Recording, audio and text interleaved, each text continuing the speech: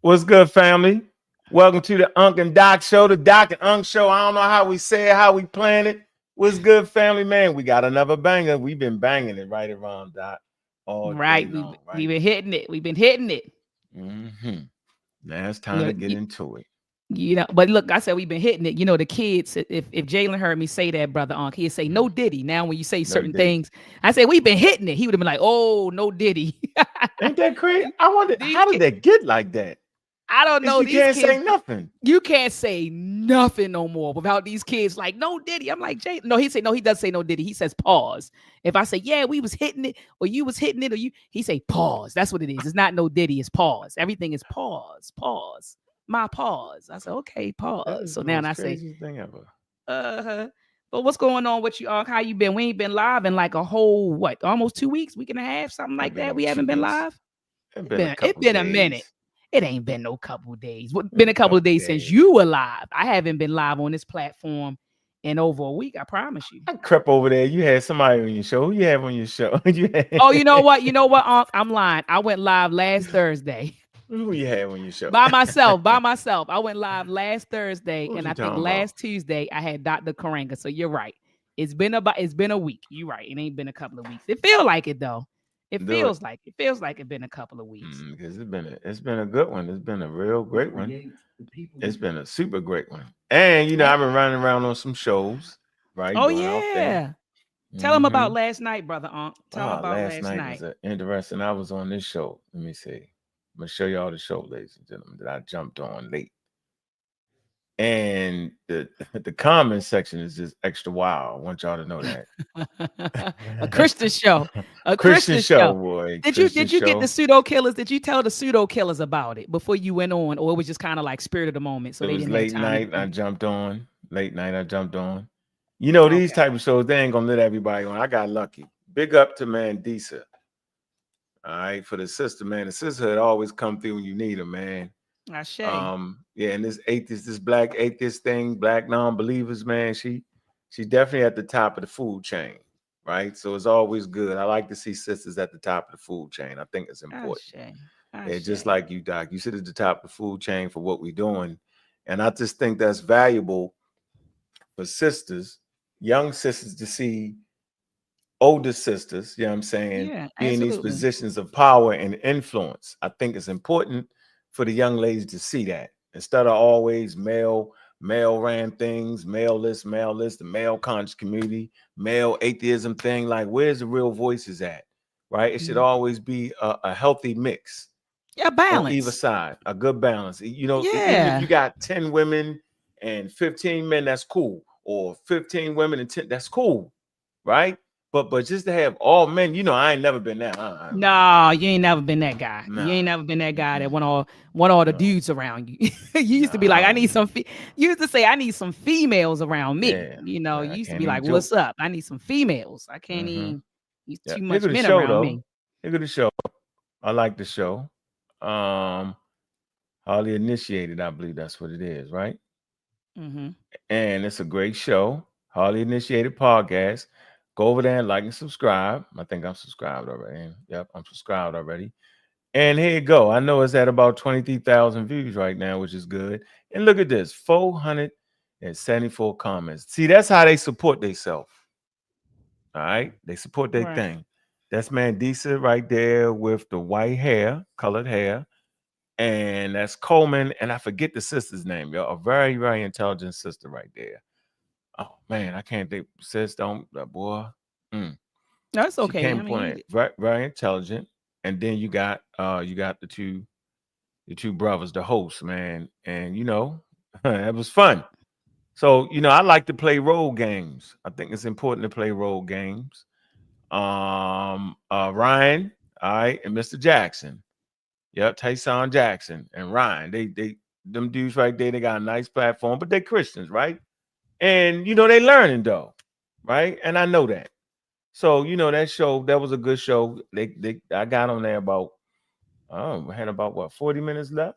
Yeah, I got a good piece on there. That was some love on a nice platform right there. Absolutely. They talking crazy in the chat. Oh, of course, of course. but really? I mean, I mean, that's their crowd. So that's, that's to be expected. You get what I'm saying? That's their crowd. Yeah, Doc, but you can't be slipping like that. You can't let. I'm saying it seems like we're always in a position where we behind. Meaning, you could be a Christian. I didn't even get on that show to promote atheism. No, you weren't Right? trying to proselytize. No. I was actually kicking anthropology. Okay, so if you make a statement that, hey man, there's no moral code without God, right? That's what they said. That's not true. They couldn't understand it. And I was like, well, what about the 350,000 years prior to Christianity?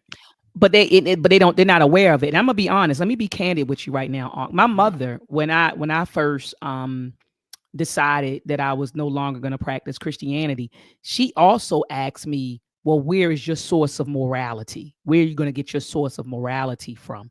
And so they honestly believe that, Brother Ankh. Like if you don't practice one of the Abrahamic faiths, if you're not a Christian, a Muslim, or a Jew, they honestly believe that you live a life without morals. That's the perception. And so she asked me, she said, well, what's your source of morality? And I had to, educate my mom. I said, Mom, we had morality way before we were exposed to Christianity, and so, but she had to learn it. And so I'm glad that you were on that platform to educate them about that, because Brother Ankh, they probably did not know that.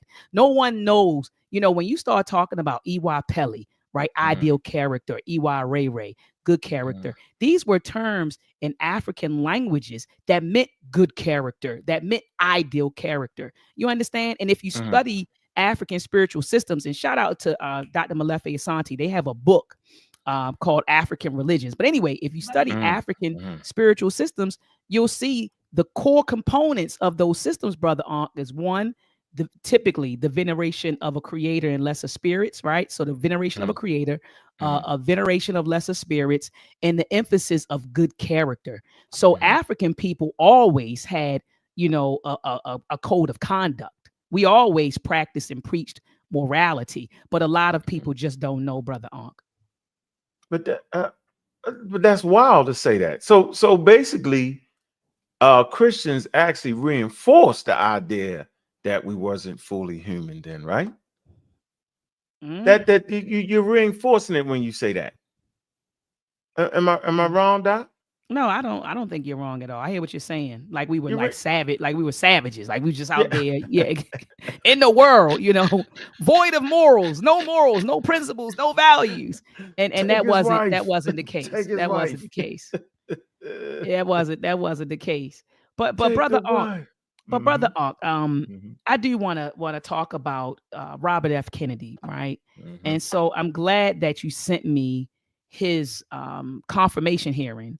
And boy, oh boy, it was very affirming, but it was also hilarious too.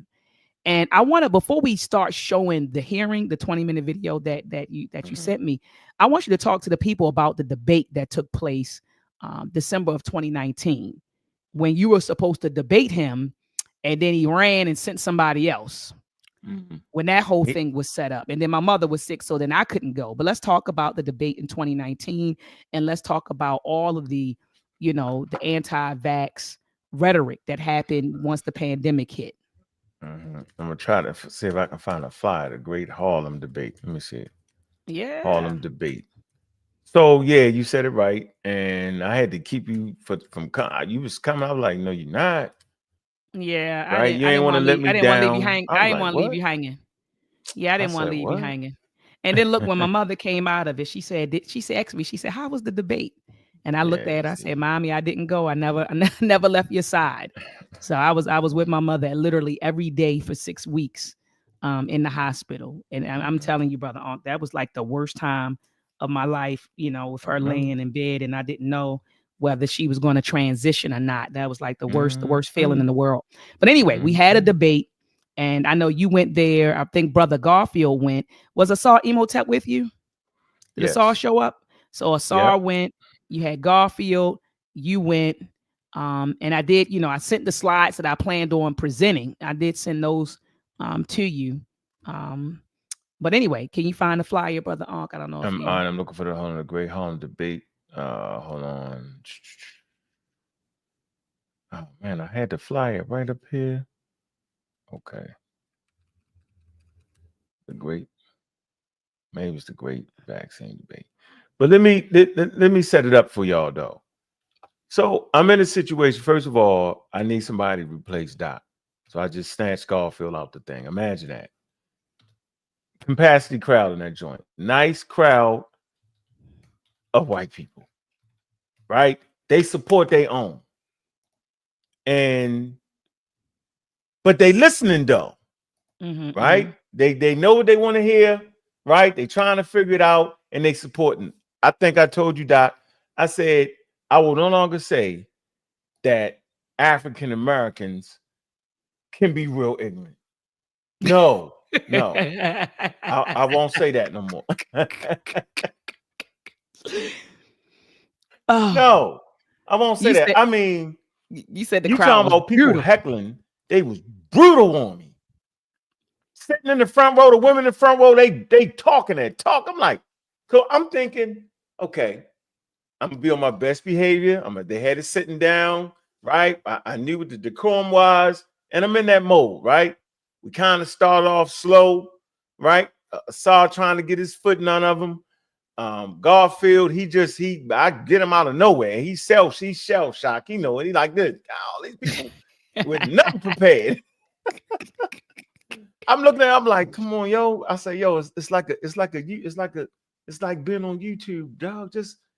But you know, that's easy for me to say because I studied all night. A matter of fact, I had a warm-up debate with you. Remember that doc Keedy? With Keedy. We need to play that video. We're gonna play that with Keedy. Yeah. Keedy was mad at me. He left that mad at me, boy, in Baltimore, Maryland. So yeah, shout out to Conscious Heads. And the warm-up debate, right? Stand in front of the church and I'm rocking. And people heckling me. This is in Baltimore, Maryland, prior to the debate. Dr. Me, I set that up for me, right? Okay. I'm warm. I'm there. So I'm like, you know, everybody trying to get their foot and I'm grooving. I'm like, yeah. But me just sitting here like that, it ain't gonna be the same thing. Right? They got the moderator is anti-vax, right? You got the timekeeper is anti-vax. Right. Cutting it short, the whole thing is rigged. I'm like, oh, I see what this is. It's rigged up. It's rigged up. I say bet.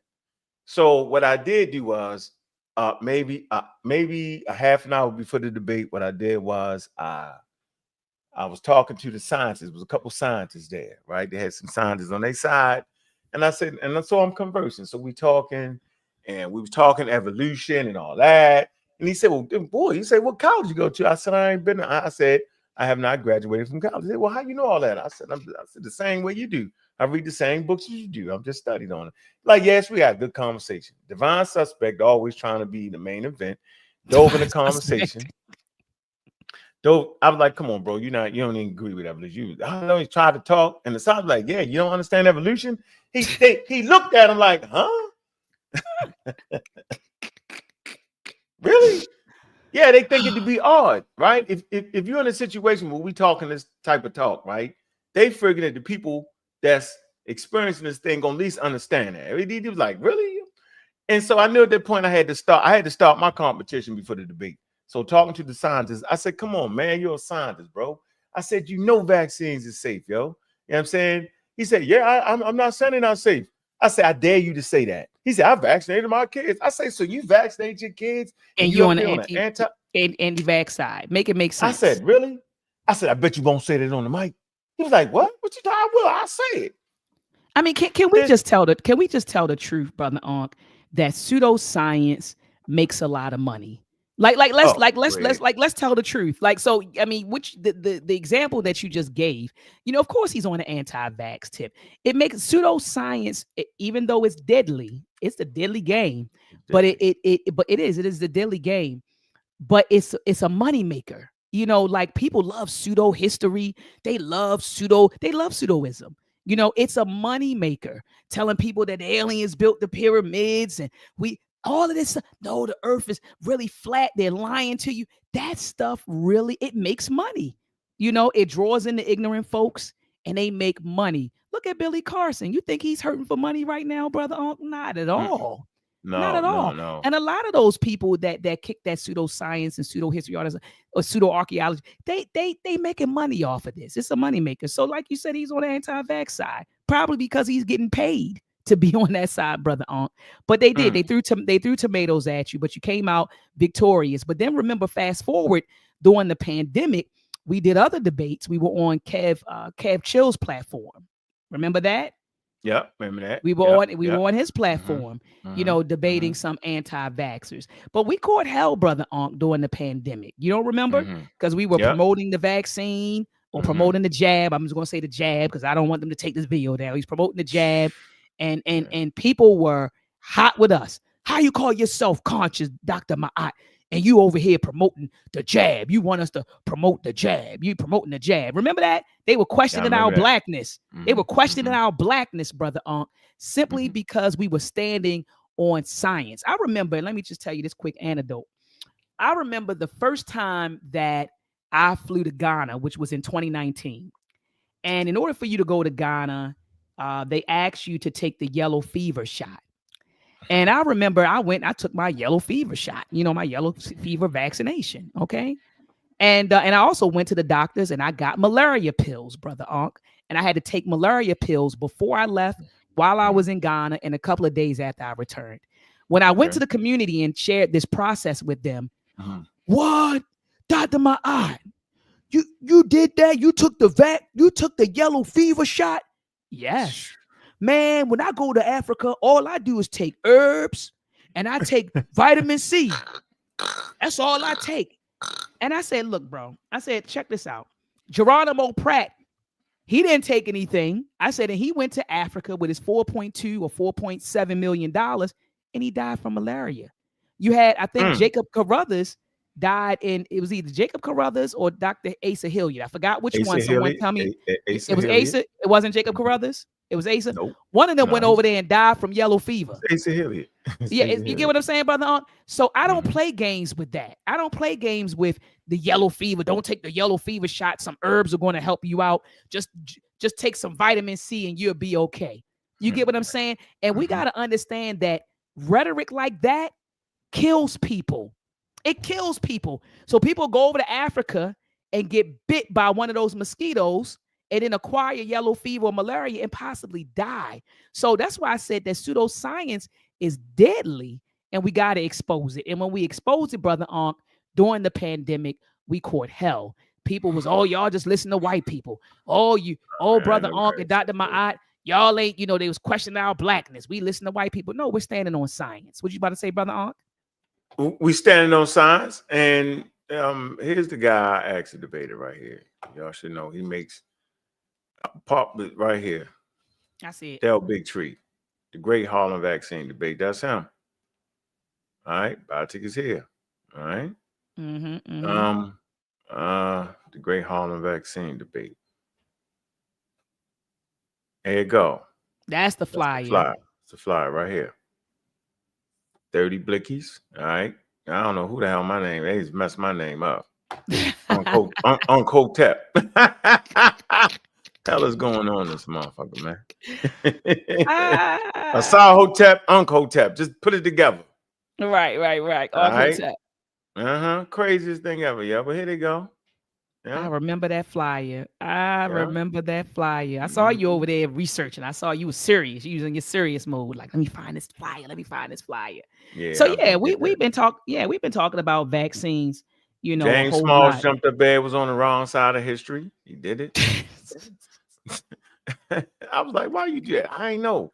Here you go. James, look.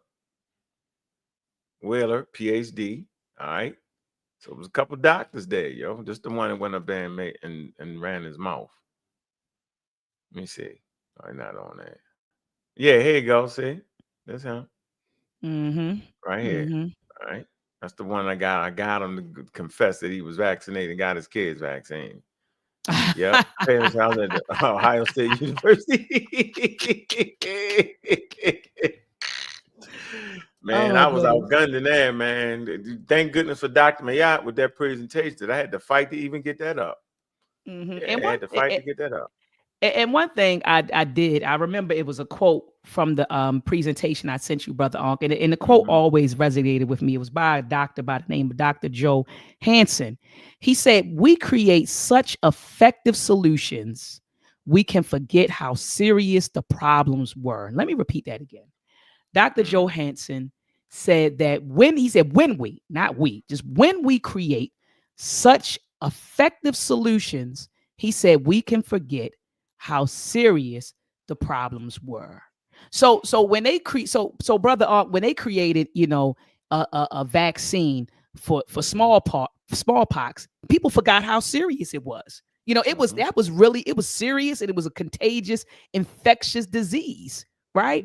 And people, Brother Ankh, forgot how serious it was. They forgot that 3 out of every 10 people died. They forgot it. You get what I'm saying? They forgot it. Same thing with polio. They forgot, Brother Ankh.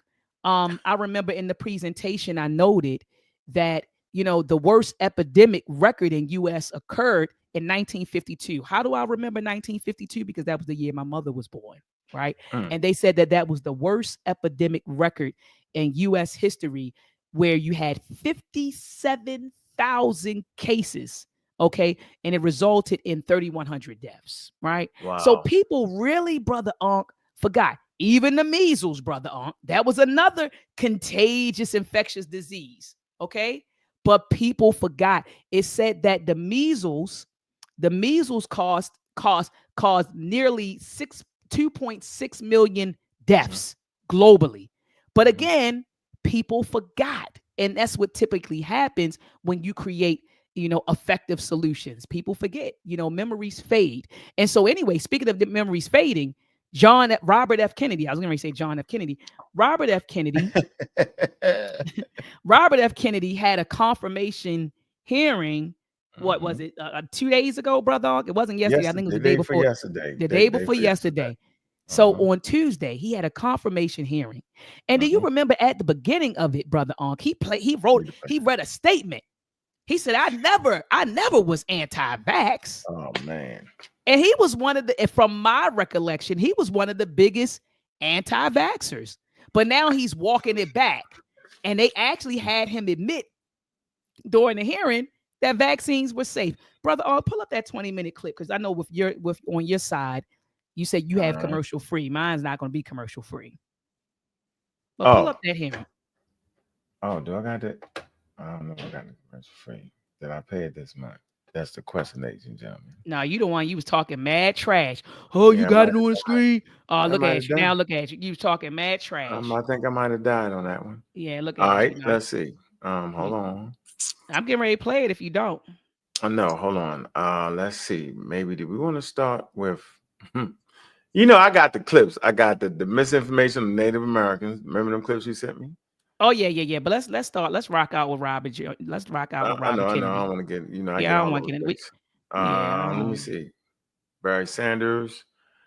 Do you want me to start? What you gonna start with? The big one, the long one? Yeah. Do you have it? Or the one I sent you, conspiracy theorists? Did they give it? Do we give his opening statements on that one?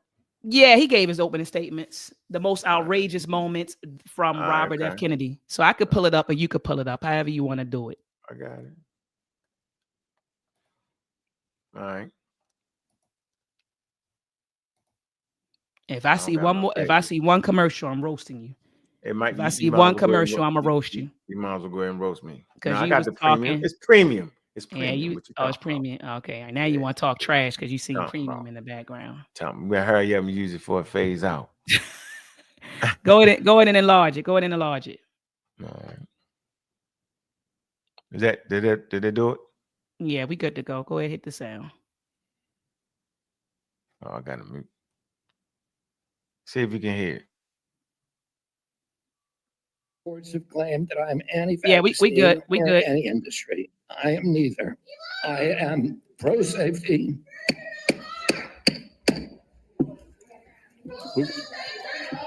Brother, run it back again. Run it back again. Run it back again. News reports have claimed that I'm anti-vaccine or any industry. I am neither. I am pro-safety.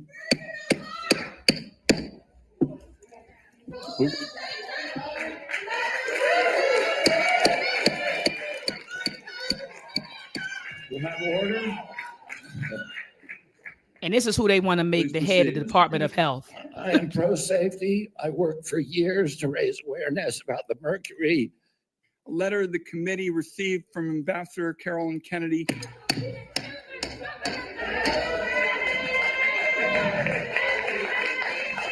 The committee will be in order. And to the audience.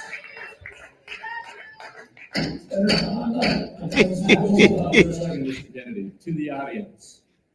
You have previously falsely suggested that the polio vaccine killed many, many, many, many more people than polio ever did by causing fatal cancers, while rigorous safety studies show that to be completely false.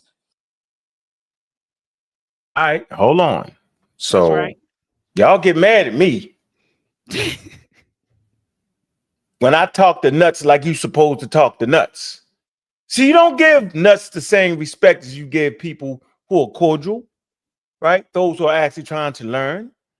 You have conversations with them. You show empathy. But when you got somebody that's trying to be in the face of over 100 years of vaccines and vaccine safety, the whole 9 yards, it's foolery. And they're not going for it. They're not standing for that. Watch how they stay on this man's head. They're not even trying to hear him. Let them talk for what? Talking crazy and flagrant. This is what I'm saying. But y'all get on me when I run across the pseudos that's misappropriating our authentic African history with pseudoisms and nonsense. And when I step to them, oh, give them a chance. I don't want to hear all that. Why does this community right here hold their people accountable all the way? Why is that, Doc? Let me continue the clip. Watch how the lady get on here. You see that thing behind her head? They're gonna start coming with the flashcards. The flashcards. Watch this. Watch how they seriously prepare. Watch. Now, let's go to something we agree upon. I am really heartened to see that one area where we agree on is on women's reproductive freedom. In your own words, it's not the government's place to tell people what to do with their bodies. You said that, correct? Yep. Mr. Kennedy, in 2023, you came to New Hampshire and said, quote, I'm pro-choice.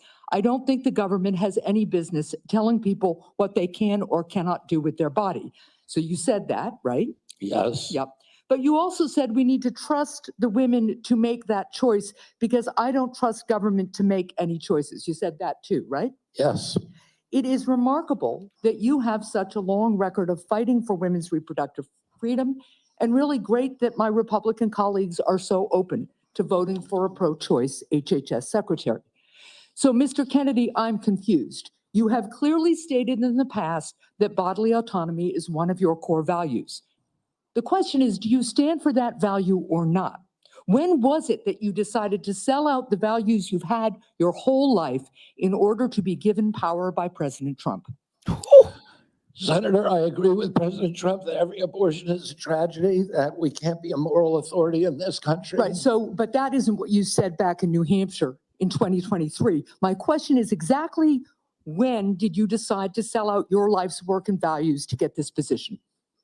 Senator, I agree with President Trump that every abortion is a tragedy. So what you're telling us, just to be clear, because my time is limited, is that regardless of what you believe, regardless of what values you have, if President Trump tells you to do something, you're going to do it. You said just now the discussion about mifepristone. Oh, he's asked me to study the safety of it. Here are the safety studies that tell us mifepristone is safe and effective. And I asked Mr. Chair that these about 40 studies be admitted to the record by. Yeah, she put that science on his head, putting it in the record. See how she stepped straight to him? Absolutely. Right? Straight to it. Here go the studies. By now, our community should be used to reading studies there, Doc. I think we've done a great job, right? Absolutely. She presenting studies. Whole lot of studies. She got the background showing how you had contradictory statements. What are you talking about? She's not worrying about if she's embarrassing him or not. You talking about royalty right there. When you start talking about the Kennedys, at least American royalty, she doesn't care. She cares more about the information. Absolutely. She's not trying to save him. Hey, well, you know, that's the elder, yo. You know, you shouldn't really talk to him. You shouldn't say it. Really? Why not just get straight to it? And she's getting straight to it. Absolutely. You want to add something to that, Doc? Before I keep it. I just want to say that he just kind of flip flopped on different issues. You know, he flip flopped on. You know, first it was pro-choice, then he's anti-abortion. You know, first he's anti-vax. Now he's saying vaccines are safe. You know, he's just proven himself to be a hypocrite. Or actually, be contradictory, and somebody basically a tool that Donald Trump can control. And that's all I want to say. He seems like a tool, someone that Donald Trump can control. And it seems like Trump has surrounded himself with yes men. And so Robert F. Kennedy Jr. would just be another one of his yes men. And that's what I have. All right. Unanimous consent. Without objection. So the studies are there. The safety is proved. The science is there. But what you're telling us is if President Trump orders you to take action to make it harder for women to get direly needed health care, you'll follow his order. If Mr. Trump, as he did yesterday, orders a halt on Medicaid payments that are essential for taking care of people with disabilities all around this country, you're going to follow that order because you are willing to sacrifice your values, your knowledge, if President Trump tells you to do that. That to me is unacceptable in a Secretary of Health and Human Services. As I explained before, the White House has issued a statement saying that that policy will not deprive any American. Yeah, the problem is the White House issued that statement only after we pointed out the damage it would do, and it became politically uncomfortable for them. You know what else that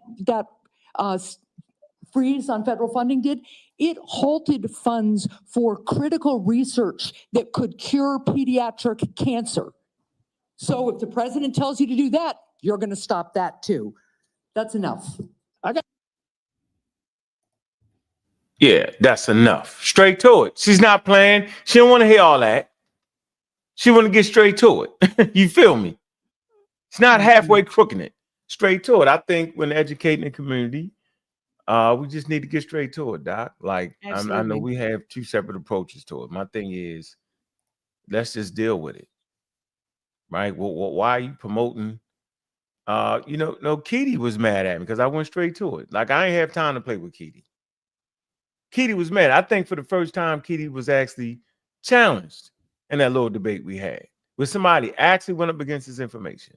And then I remember how the people reacted in that church, right?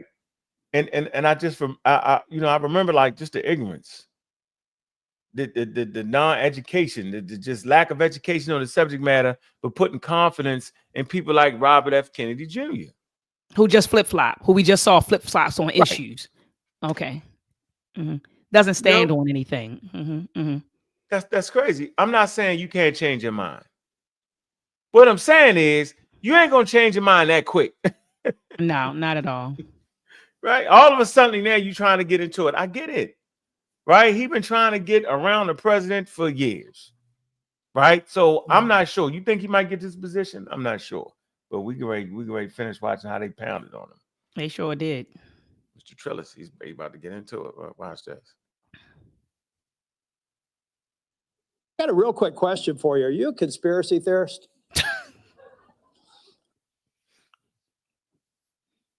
See what I'm saying?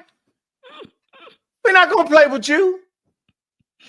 Just how you do it. Look at his face, though. Look at his face. He said, "Let's just, let's get right to it. You're a conspiracy theorist." Right. You ain't got time to play with that. Look at his face.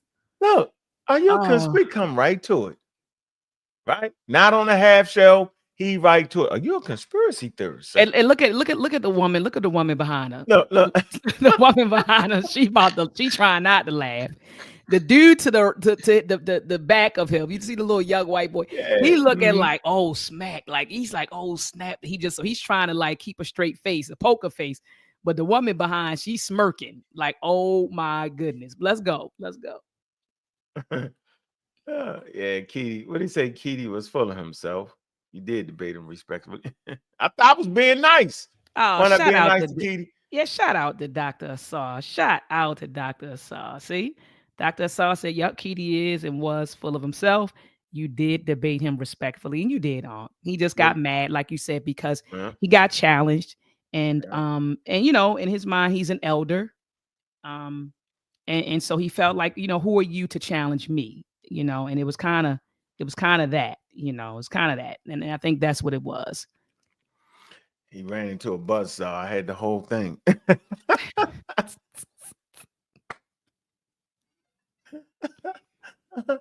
Yo went there with the, all right, here we go. Are you a conspiracy theorist? Here we go. That is a pejorative, Senator, that's applied to me, mainly to keep me from asking difficult questions of powerful interests. I was told that I was a conspiracy theorist. That label was applied to me because I said that the vaccines, the COVID vaccine, didn't prevent transmission and it wouldn't prevent infection, when the government was telling people, Americans, that it would. I was saying that because I was looking at the monkey studies in May of 2020. I was called a conspiracy. Now everybody admits it. I was called a conspiracy theorist because I said red dye caused cancer. And now FDA has acknowledged that and banned it. I was called a conspiracy theorist because I said fluoride lowered IQ. Last week, JAMA published a meta-review of 87 studies saying that there's a direct inverse correlation between IQ loss. All right, so I'm going to assume I could go on for about a week. So is there any one of them that you can say, you got me? That Cut them off. You see that, Doc? Yeah, I see it. Let's run it back again. Let's run it. Let's run back the sarcasm. Watch what he do. How he do it. Watch this. Because he talking them to death. Watch this.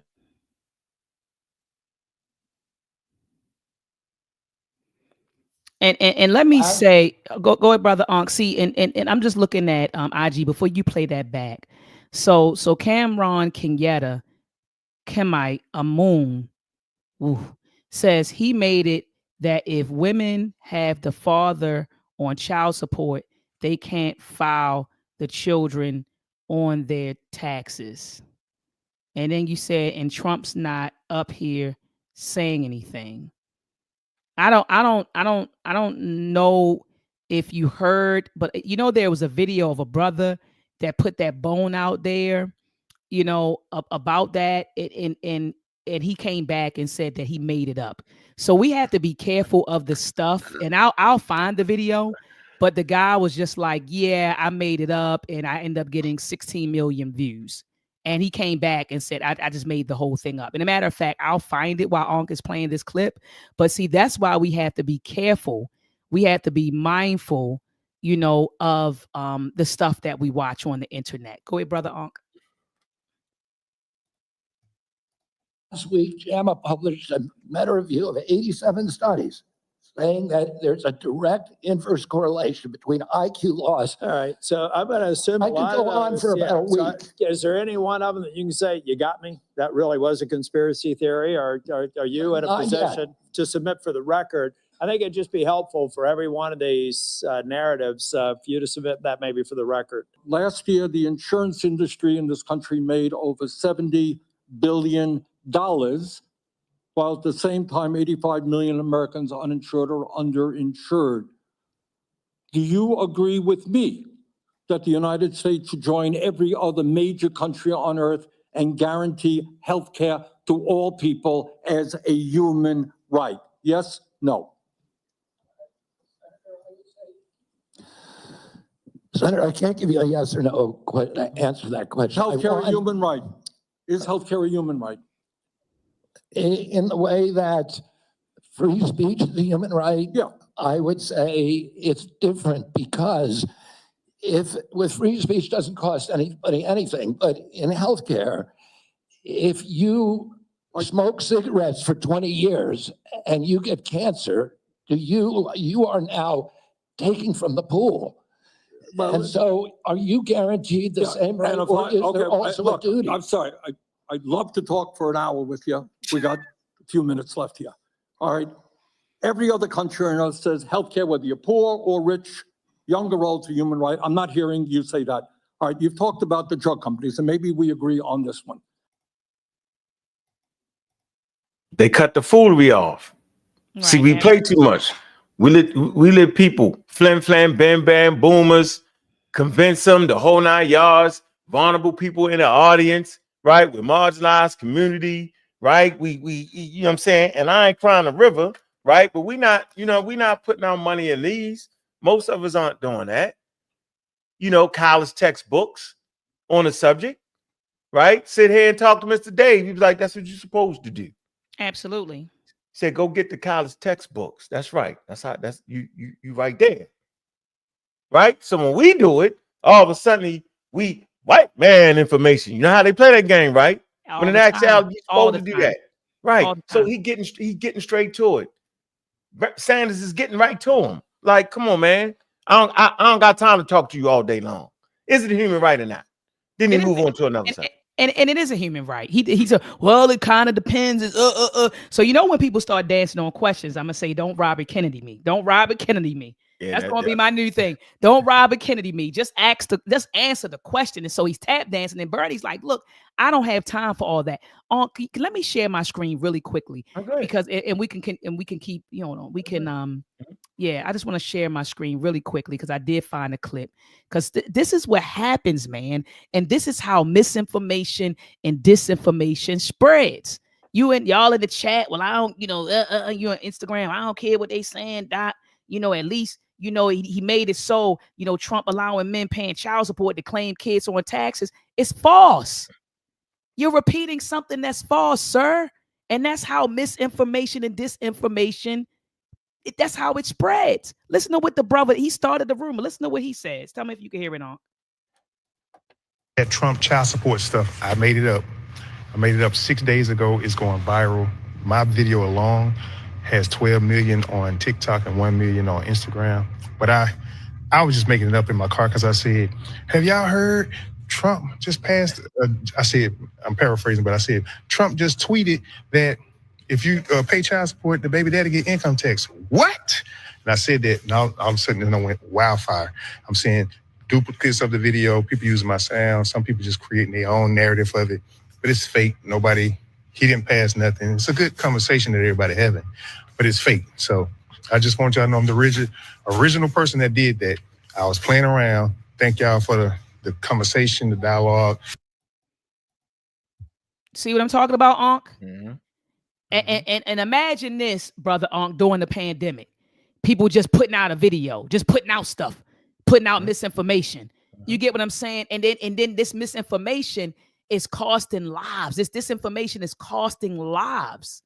And so I see you on Instagram, you know, with the, well, I don't, you know, care about what y'all saying because, you know, at least they passed something that said, no, they didn't. It's all misinformation and disinformation. And I feel like it ties into what Brother Ankh and I are talking about right now. The misinformation and disinformation about vaccine that came directly from Robert Kennedy, who's now backpedaling on the misinformation and disinformation that he put out there. More of the story, be mindful of the stuff that you share. Be mindful of the stuff that you're watching. Brother Ankh, please share your screen again. I just had to say that, man. Hey, in the chat, man, I don't care what y'all saying, man. You know, they passed it. We can claim it. If we paying child support, you know, we could put them on our taxes now. Man, and it's fake. It's false. The guy came out and said, I made it up. He said, it was great conversation, though. I got 12 million views on TikTok and 1 million on X. Come on, man. A lot of people are playing y'all out of position for clicks, views, likes. And the misinformation and disinformation is spreading like wildfire. And so we have to be careful. We have to be careful. Go ahead, brother.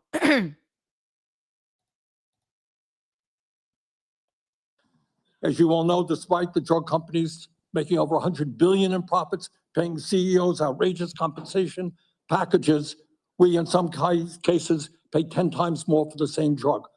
Will you support legislation that I will introduce which says that in America, we should not be paying a nickel more for prescription drugs than people around the rest of the world? Yes, no? To equalize it. Not to equalize it, that we should not be paying more than other countries for the same damn drug. President Trump has asked me, in fact, I had a meeting with President Trump a week ago where we showed him the charts. He knows the charts. We're paying 10 times more from Europe. That's right. And are you going to commit to us that you will end that absurdity? I think in principle we can. We should end that disparity. Good. Okay. That's great. All right. I happen to believe that climate change is real. It's an existential threat, and it is a healthcare issue. Donald Trump thinks that it is a hoax originating in China. Question is, in your judgment, is climate change a hoax, or is it real, causing devastating problems? President Trump and I, from the beginning, from our first meeting, agreed to disagree on that issue. I believe climate change is existential. My job is to make Americans healthy again. You believe that you disagree with Trump, you don't think climate change is a hoax, is what I'm hearing. My job here is to I'm just asking you that, Mr. Kennedy, not a trick question. I answered your question, Senator Sanders. Okay, you disagree with the president on that. I answered your question. Okay. Did he answer the question? At the beginning, he did say he said we agree to disagree on that issue. He did say that, and I heard him say that. He slipped it in. Yeah, he slipped it in. And then when Bernie tried to get him, tried to nail him down and say it again, he didn't want to say it again. And that's what happened. You can rewind it back. I'm telling you, he did say, he said that's one of the, he said it, but he didn't want to say it again. And Bernie was trying to get him to say it again. Carl, you can hop on a panel call, bro. You in the chat, y'all done, y'all trying to knock a man who's challenging the deaf system and favor those crooks in Congress. Oh, Carl, bro. Carl, I'll drop the link for you right after we go through this video. You can hop on. Go ahead, brother. Can he read? Who is that guy? Is he getting his knowledge from TikTok? Is he in the same space we in? What are you talking about? No, he's a TikTok. He's a TikToker. Yeah, he's a TikToker. Man. Come on, man. He over here cooking. Here we go.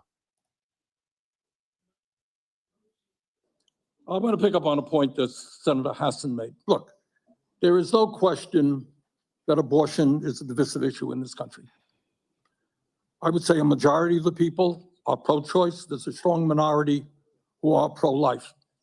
A year and a half ago, you went to New Hampshire, running for president, gave a speech, and you talked about government should not tell a woman what she can do with her own body. That's her choice. Now, I think everybody on that side is pro-life. I think everybody here is pro-choice. I have never seen any major politician flip on that issue quite as quickly as you did when Trump asked you to become HHS secretary. Tell me why you think people should have confidence in your consistency and in your word when you really made a major U-turn on an issue of that importance in such a short time. Senator, I believe, and I've always believed, that every abortion is a tragedy. But you told the people in New Hampshire that it was their right. All right, let me do a last question because I'm running out of time. I think the gist of what you're trying to say today is you're really pro-vaccine, you want to ask questions. You have started. All right, we about to get into the nuts and bolts of it. Right. They don't even want to hear that nonsense he's saying because they got him already. They got him on the picture with saying what he anti this. Watch how he break him down. This is my favorite part of it. Now it's about to cook. About to cook. You want to add something to that, Doc? No, let's go. Let's cook. All right, let's cook. Let's cook them up.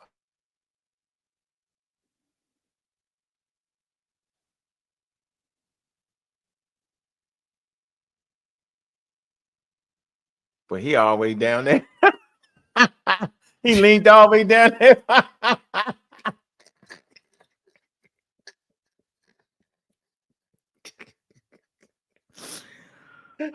Yo, like this. I'm gonna get him.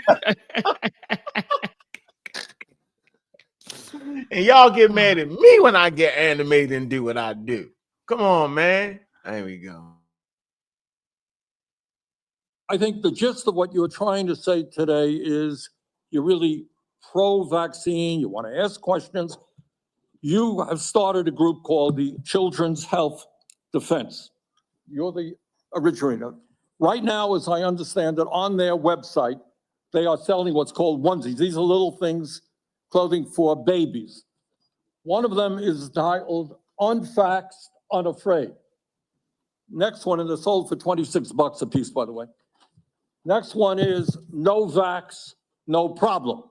Now you're coming before this committee and you say you're pro-vaccine. Just want to ask some questions. And yet your organization is making money selling a child's product to parents for $26, which casts fundamental doubt on the usefulness of vaccines. Can you tell us now that you will, now that you are pro-vaccine, that you're going to have your organization take these products off the market? Senator, I have no power over that organization. I'm not part of it. I resigned from the board. That was just a few months ago. You founded that.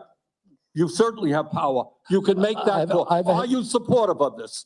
I've had nothing to do with Are you leadership. supportive of these onesies? I'm supportive of vaccines. Are you supportive of this clothing, which is militantly anti-vaccine? I am supportive of vaccines. I will. I want good science, and I want to protect. But you will not tell the organization you founded not to continue selling that product. Thank you, Mr. Chairman. See? So here's the trick. Whenever an anti-vaxxer says, I just want good science. Yeah, I caught that. I was like, good science. That's a tell for y'all. That's an anti-vaxxer. Whenever an anti-vaxxer says, or jabber, whatever you say, jabber, whenever they say, we just want safer jabs, that is all anti-jab statements, ladies and gentlemen. Simple as that. Because if we're saying that vaccines are safe and effective, right? If you're saying that, okay, you want to make them safer. But they're already saying that they're safe and effective. Your argument is we want to make them safer. But of course, we want to continue the process of making everything safer, of course. So that shouldn't be your fight. You want them safer. That's not the fight, because they're already saying they're safe and effective. So that's the jargon they use to talk around points and act like it ain't into this. That's the jargon they use. But you see where he cut them off and just go straight to it? Well, what about your website? Right. You're selling onesies. Right. I'm not part of that company. Robert F. Kennedy Jr. That hold on, let me see. No, it is. Matter of fact, that is his organization. Am I correct there? Yeah, it's all right here in front of your face. Look, let me show you this real quick. 1 second. 1 second. Let's see. Hold on, let me see. Well, he said he just resigned. He said he resigned. I think, he resigned from the board, he said. So maybe they didn't update the Wikipedia article yet. He did clearly say that he resigned from the board. They update that quick. Since 2005, Kennedy has promoted vaccine misinformation, public health conspiracy theories, including scientifically disproven claims of causal links between vaccines and autism. It says he is the founder and former chairman. See, they updated it, right? See? Former. Okay, good. Because he did say that. He said he stepped down. Yeah, he definitely founded it, though. You founded that, bro. And former chair of the children. Look, I think this is horrible right here. Right? The name of the Children's Health Defense. That's horrible. And our African-American babies, you know what I'm saying, and parents of these babies follow this nonsense. What is it? It's an anti-jab advocacy group. All right? Prominent, proponent of COVID-19 vaccine misinformation. All right? And then you got this right here, his book, written book, including, what's this? River Keepers, right? Crimes Against Nature.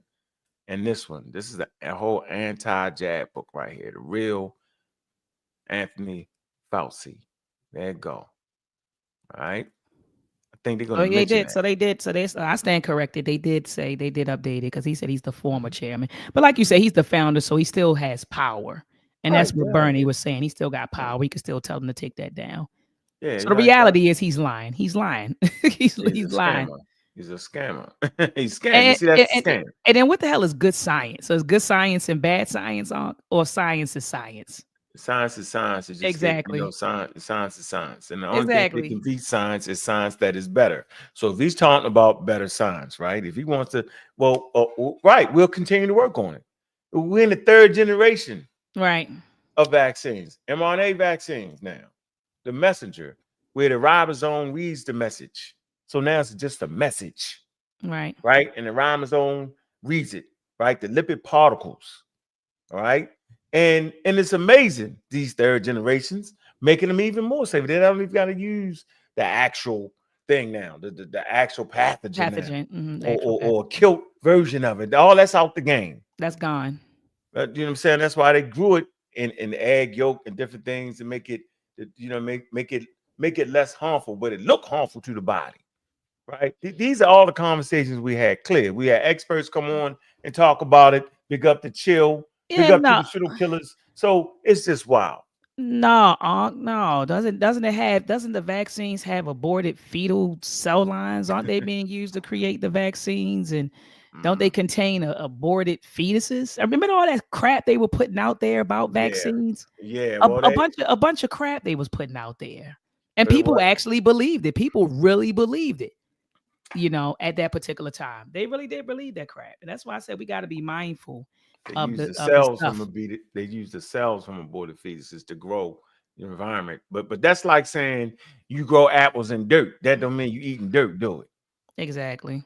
Right. So if they're growing it in that environment, right, it doesn't mean that that's the environment that's being placed in your arms. See how tricky it is. I'm gonna say it again. When you grow apples and oranges, tomatoes, you're not eating dirt, are you? Not at all. And then I just, oh my God, someone just said in the chat and Instagram, and that's why it's just important, man, to read. Someone, I'm on Instagram too, and someone's like, yes, they are. Yes, they do. No, vaccines do not contain aborted fetus cells. Okay, they don't. All right. Let me read from one of my slides that I put together, Brother Ankh, really quickly. It says, here's the deal.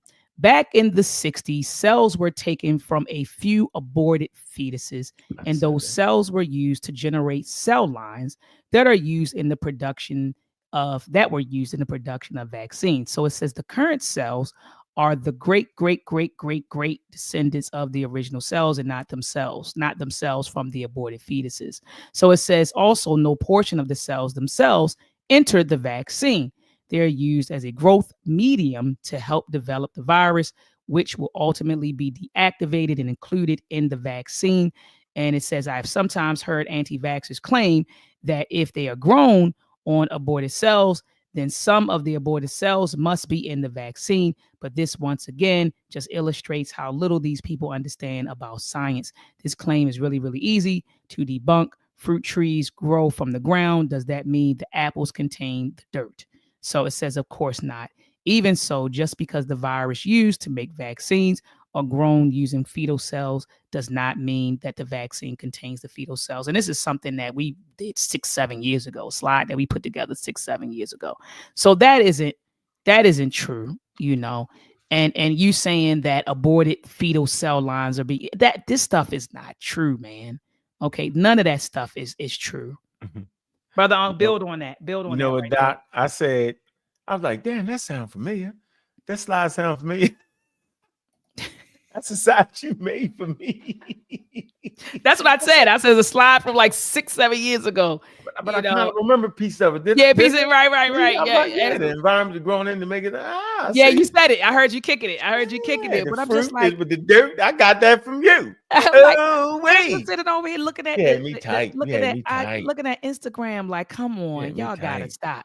Yes, they do.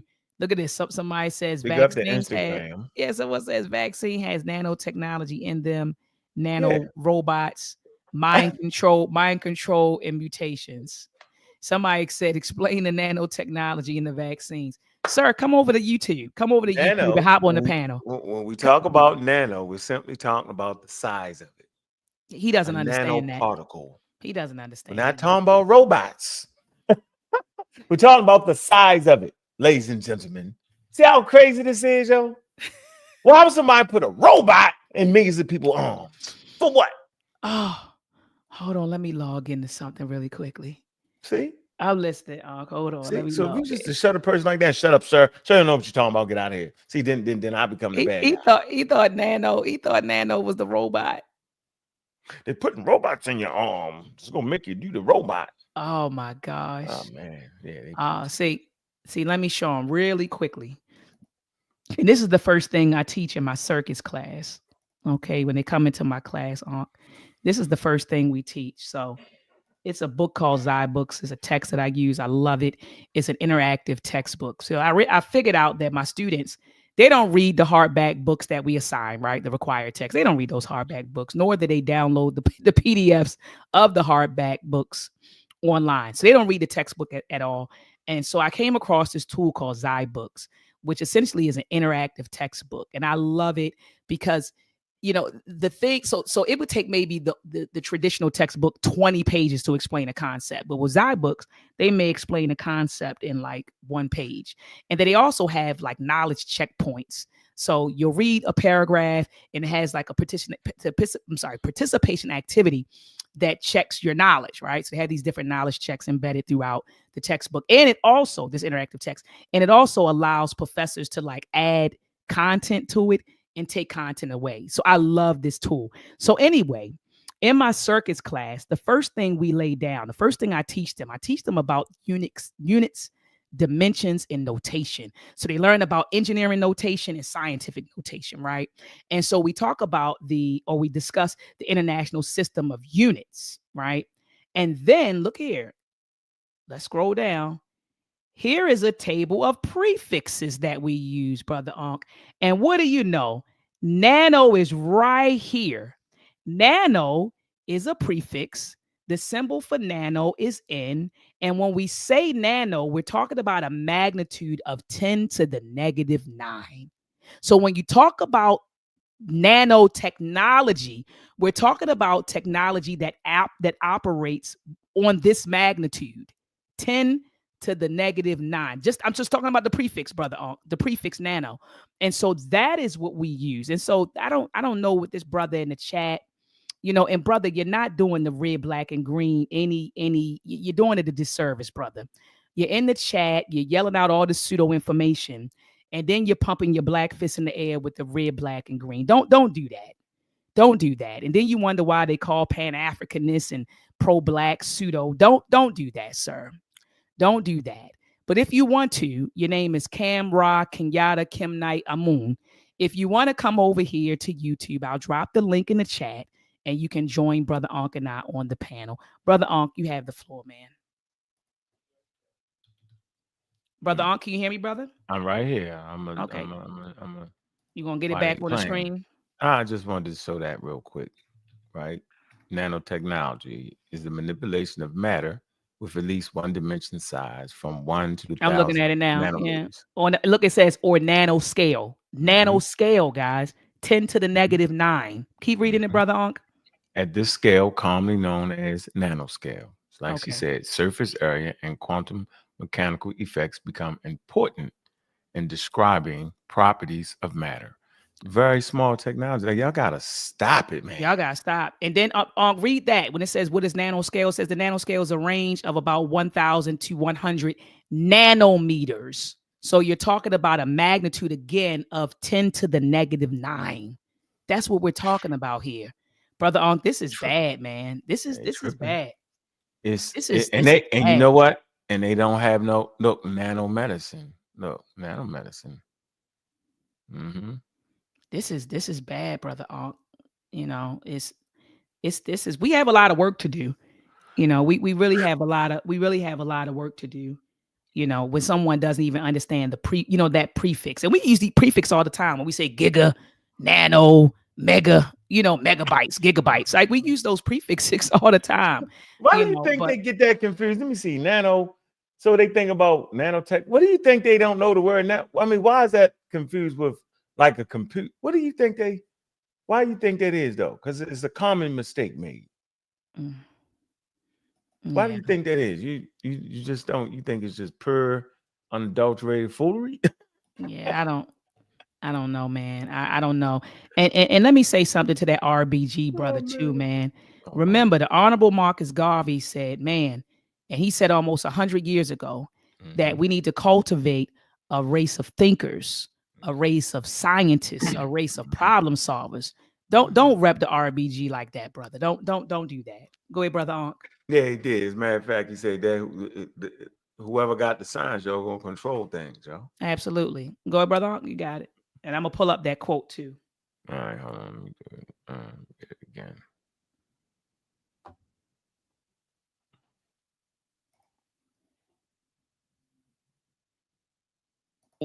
Right now, there's a 40-year-old law that requires hospital ERs accepting payment from Medicare to actually provide emergency care to patients. So let's say a woman experiencing a life-threatening condition like a heart attack goes to the ER.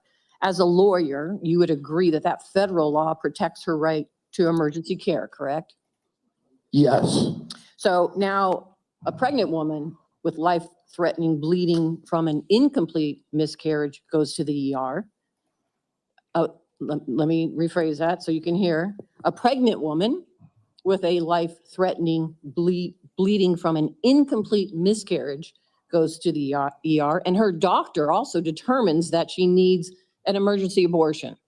But she's in a state where abortion is banned. You would agree also as an attorney that federal law protects her right to that emergency care, correct? I don't know. My understanding is that I have budgetary power and that it's pretty much limited to that. But if you tell me I have another authority, I don't even think that. Well, let me tell you, we have a law enforcement branch at HHS. Actually, you do, and that's CMS. CMS actually investigates complaints of EMTALA violations, as well as the Health and Human Services Inspector General, who, by the way, was just recently fired by Donald Trump. So you will be enforcing EMTALA laws, and it's important that you understand their impact and don't play politics with the patient presenting at the ER based on a position that this administration has taken. So, Mr. Kennedy, I want to start with. So he don't know what his job gonna be? Is this what we doing in this country now? This man don't know what the job really is. They playing in front of our face or what? He don't know what the job gonna be? Definitely playing in our face. This guy here, man, got a whole company based off of talking crazy, big pharma, this, that. Oh, man. And then he don't even know the job. Oh, really? I thought I just had the button. I didn't know that. You didn't know that? You ain't even supposed to say that. Right. Don't even say it. Like, you know what she's saying? Yeah, I'm not. No, of course not. I would dare not do that. No, I'm not going to know. Yes, he's supposed to say something slick. Right. Really? Is that my job? I didn't know I could do that. This is what we're doing. So they can't find a better person, more qualified. Doc, I want to do. We got the first one when he opened his opening statement. When the guy talks about how important that he said the rest of these things we around here, the rest of these jobs we around here, trying to get in, they ain't even important. But this right here, this is true. You got the health of the nation on your hands. What you gonna do? Right. That was a serious one right there. I might try to find that clip. All right, let's keep moving. Yeah, trying to find that clip. Well, I know you playing your screen from this, but we'll get to it. We'll get to it when I'm reading the Marcus Garvey. I agree on, and that is that Big Pharma has too much power in Washington. You've said that President Trump asked you to, quote, clean up corruption and conflicts. Sounds great. You've said that you will, quote, slam shut the revolving door between government agencies and the companies they regulate. That also sounds great. So here's an easy question.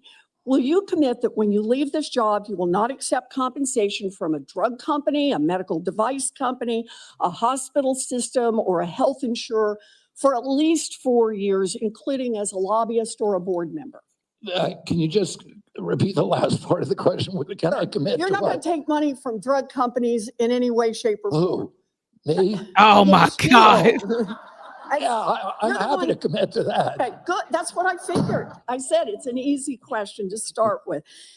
And I think you're right on this. I don't think any of them want to give me money, by the way. Let's keep going. Mr. Kennedy, it's just a really simple question. Yeah. Hey, hold on 1 second. So, okay. She's actually setting them up. Yeah, she is. I'm show you how she's doing it. This is supreme setup here. Because she already knew he wouldn't want to take no money from no big pharma, right? Huh? Of course not. Easy question for you, right? Now, watch this. You've taken in $2.5 million. I want to know if you will commit right now that not only will you not go to work for drug companies, you won't go to work suing the drug companies and taking your rake out of that while you're a secretary and for 4 years after. It's just I'll commit to not taking any fees from drug companies while I'm secretary. No, I'm asking about fees from suing drug companies. Will you agree not to do that? You're asking me to not sue drug companies, No, and I'm not going to agree to that, drug Senator. companies as much as you want. I'm not going to agree to not sue drug companies or anybody. There it is, Ankh. He's scamming. There See the it is. scam? That's not what she's asking him. This is what the pseudos do. She's not asking them that. She's not saying you can't sue drug companies. She said you can't take money from that because that's what he do. They'll put in a suit. Remember, he's a lawyer, right? Right. They'll put in a suit and he'll get like, so if it's like 10 million, right? He'll get that 10%, he'll get the million. She's saying, will you commit as long as you're in this office, right? To not take money from the suit. I'm not gonna say I'm not gonna sue him. That's not what she's saying. Right, See? that's not what she's saying. This is what we go through, though, Doc. We go through this all the time, right? And if you're not sharp, he'll have you off on arguing with him about something that she's not even saying. No. That's how they do it. You'll realize 20 minutes into the conversation, like, yo, he didn't switch it up on me. You know how the pseudos do. They crafty like that. They have you in the wild talking about the dogs roll and all that, and then the nonsense, and you be like, I ain't even talking about that. Right, I'm not even there. That's not even what we're talking about. No, Let's stay on track. I tell them, let's stay on track. I always say, let's stay on track. Let's stay on track. Let's stay on track. Oh, all right, here we go. Because look at him. So let's do a quick count here of how, as Secretary of HHS, if you get confirmed, you could influence every one of those lawsuits. Well, let me start the list. You could publish your anti-vaccine conspiracies, but this time on U.S. government letterhead, something a jury might be impressed by. You could appoint people to the CDC vaccine panel who share your anti-vax views and let them do your dirty work. You could tell the CDC vaccine panel to remove a particular vaccine from the vaccine schedule. You could remove vaccines from special compensation programs, which would open up manufacturers to mass torts. You could make more injuries eligible for compensation, even if there is no causal evidence. You could change vaccine court processes to make it easier to bring junk lawsuits. You could turn over FDA data to your friends at the law firm, and they could use it however it benefited them. You could change vaccine labeling. You could change vaccine information rules. You could change which claims are compensated in the vaccine injury compensation program. There's a lot of ways that you can influence those future lawsuits and pending lawsuits while you are Secretary of HHS. And I'm asking you to commit right now that you will not take a financial stake in every one of those lawsuits so that what you do as Secretary will also benefit you financially down the line. I'll comply with all the ethical guidelines. That's not the question. You and I, you have said You're asking me, Senator, you're asking me not to sue vaccine. No, she didn't ask you to sue. She said, while you're in Pseudo, office, man. right? She asked why you in office. If you go after them and you do sue them, you're going to take a cut. That's what she's talking about. He can't hear that? Right. I heard it. I heard it more than once. But again, brother Ankh, this goes to show, I think he playing a game. I think he has really good sense. I think he comprehends exactly what she's saying. He do, He's man. just playing games. He's just playing games. Come on, man. This is high level pseudoisms at the highest game level. This is the highest level right here. You don't get no more high than that in front of congressmen and stuff like that talking pseudo. Look at him, double, triple talking. Crazy. Man, well, I tell you. Look, sister Juju then went over to Instagram. She on Instagram pseudo slaying. She on there pseudo slaying. She said, bro, can't drop the link here. You had to go to YouTube. Then she said, you West African with an ancient Egyptian made up name. You know what? She going there. Sister Juju then went over there. Sister Juju on IG. She over there pseudo slaying, brother Ankh. Pseudo slaying right now. Oh, man. Go let it rock. Let it rock out. Let it rock out. Pharmaceutical companies. Yeah, you are. That's exactly what you're doing. Look, no one should be fooled here. As Secretary of HHS, Robert Kennedy will have the power to undercut vaccines and vaccine manufacturing across our country. And for all of his talk about follow the science and his promise that he won't interfere with those of us who want to vaccinate his kids, the bottom line is the same. Kennedy can kill off access to vaccines and make millions of dollars while he does it. Kids might die, but Robert Kennedy can keep cashing in. Senator, I support vaccines. I support the childhood schedule. I will do that. The only thing I want is good science, and that's it. How about then say you won't make money off what you do as Secretary of HHS? Of course it's a money grab, Ankh. You know. Come on, man. He in there to make money. You know he trying to make money. All of them are. All of them are. All of them are. But don't make no money off the pain and suffering of marginalized communities like the African American community, man, who was affected more than any other community or close to it. Absolutely. All right, come on. They've always done that though. We live in a capitalistic society. We live in a capitalistic society. That's what you think in a capitalistic society, people make money, people capitalize off of absolutely, off of marginalized people. That's how it goes in a capitalistic society.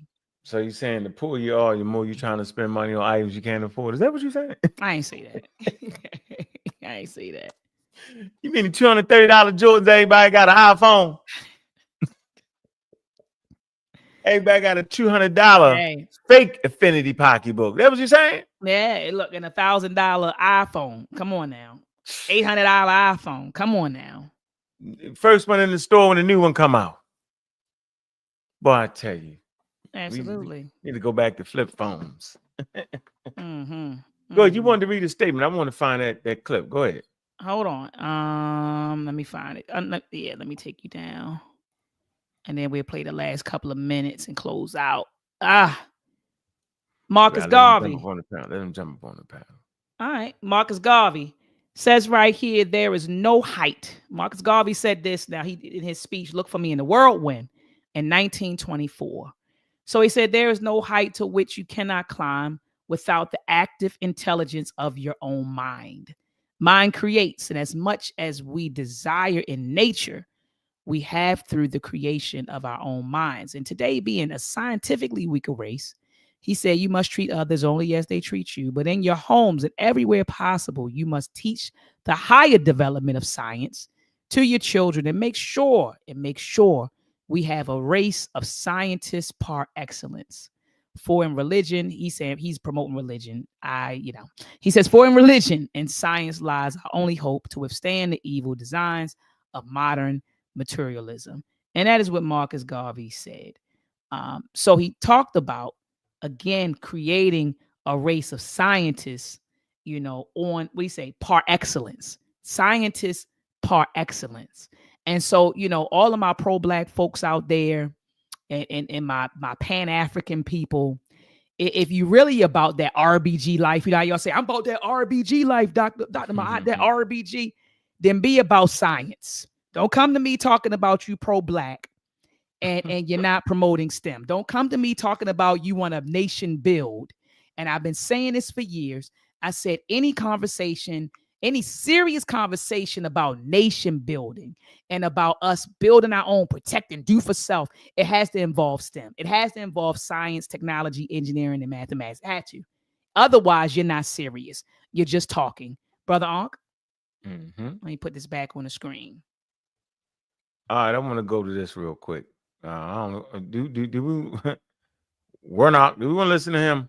We want to go through Warnock. Nah. We good. We ain't gotta listen to Warnock. All right, let's do this. I wanna come here. I wanna offer y'all some experts. Big up the Lex Friedman. Vance put me on him a couple years ago, right? All right. Great dialogue. Suggest all great listeners go over to this podcast and support that. He got 4.553 million followers, man. 4.5. That's a lot. All right, but he got your mans on there though, right? All right. All right. So let me hit it. This probably requires a rigorous analysis. And actually, at this point, it would be nice for me just to give the shout out to other people much smarter than me that people should follow, along with Robert F. Kennedy Jr. Use their mind, learn, and think. So one really awesome. So he threw that in there like that, right? Because Robert F. Kennedy Jr. is his guest, right? So you got to be cordial with your guests. It's an interview technique, right? So he threw his name in there, right? He said, use your mind, all right? And here's some experts. And yeah, I want you to support Robert F. Kennedy Jr. too, all right? And watch this.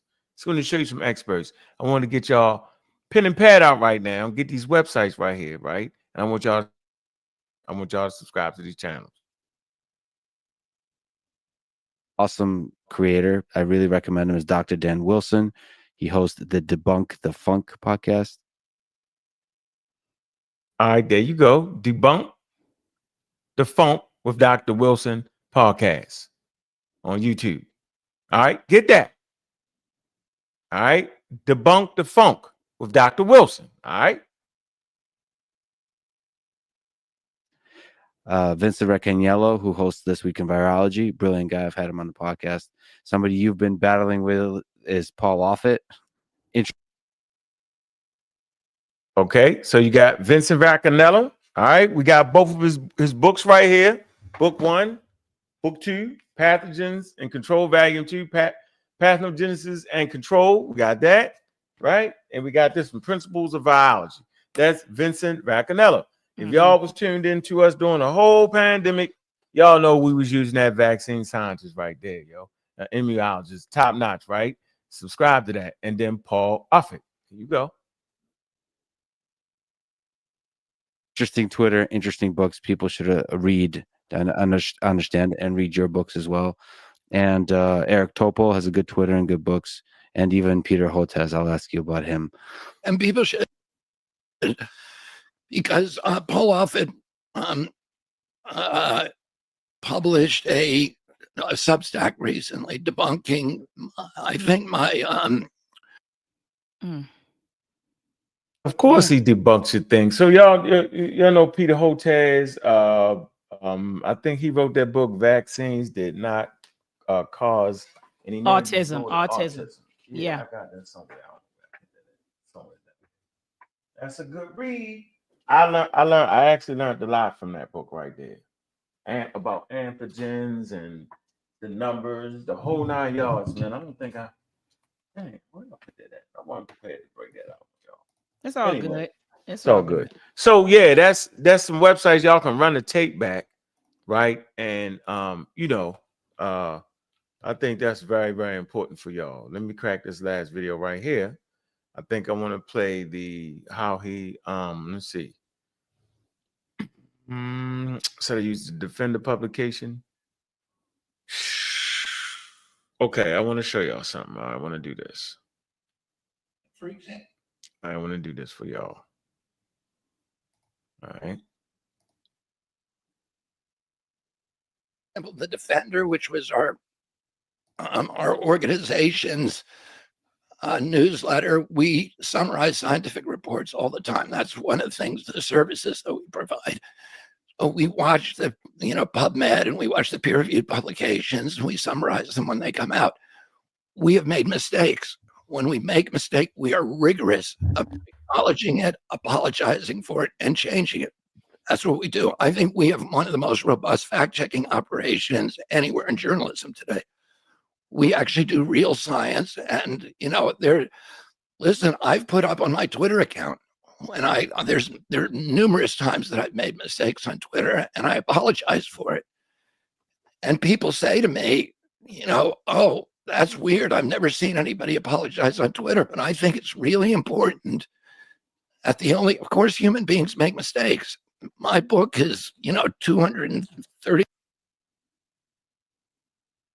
Y'all know what his book is, right? So he mentioned that he breaks down scientific articles and all that. And he mentioned the Defender, right? So what is the Defender?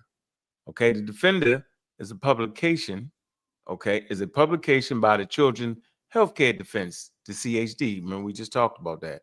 An organization led by Robert F. Kennedy Jr. Remember, he stepped on off the board. They say the publication aligns with the Children Healthcare Defense mission to end childhood health epidemic, and often features content critical of vaccines and public health policies. It's important to note that the CHD and the Defender have been widely criticized for promoting vaccine misinformation. Public health experts and organizations, including the Center for Disease Control and Prevention and the World Health Organization, which they got out of, which I don't understand who's going to track diseases worldwide.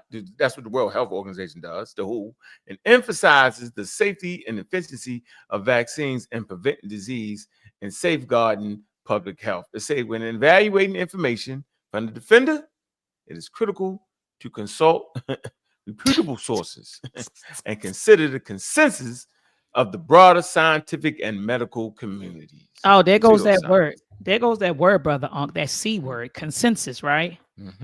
The consensus, the consensus. And people had a problem with Professor Dave coming on and talking about, scientific consensus. People had an issue with you saying it years ago.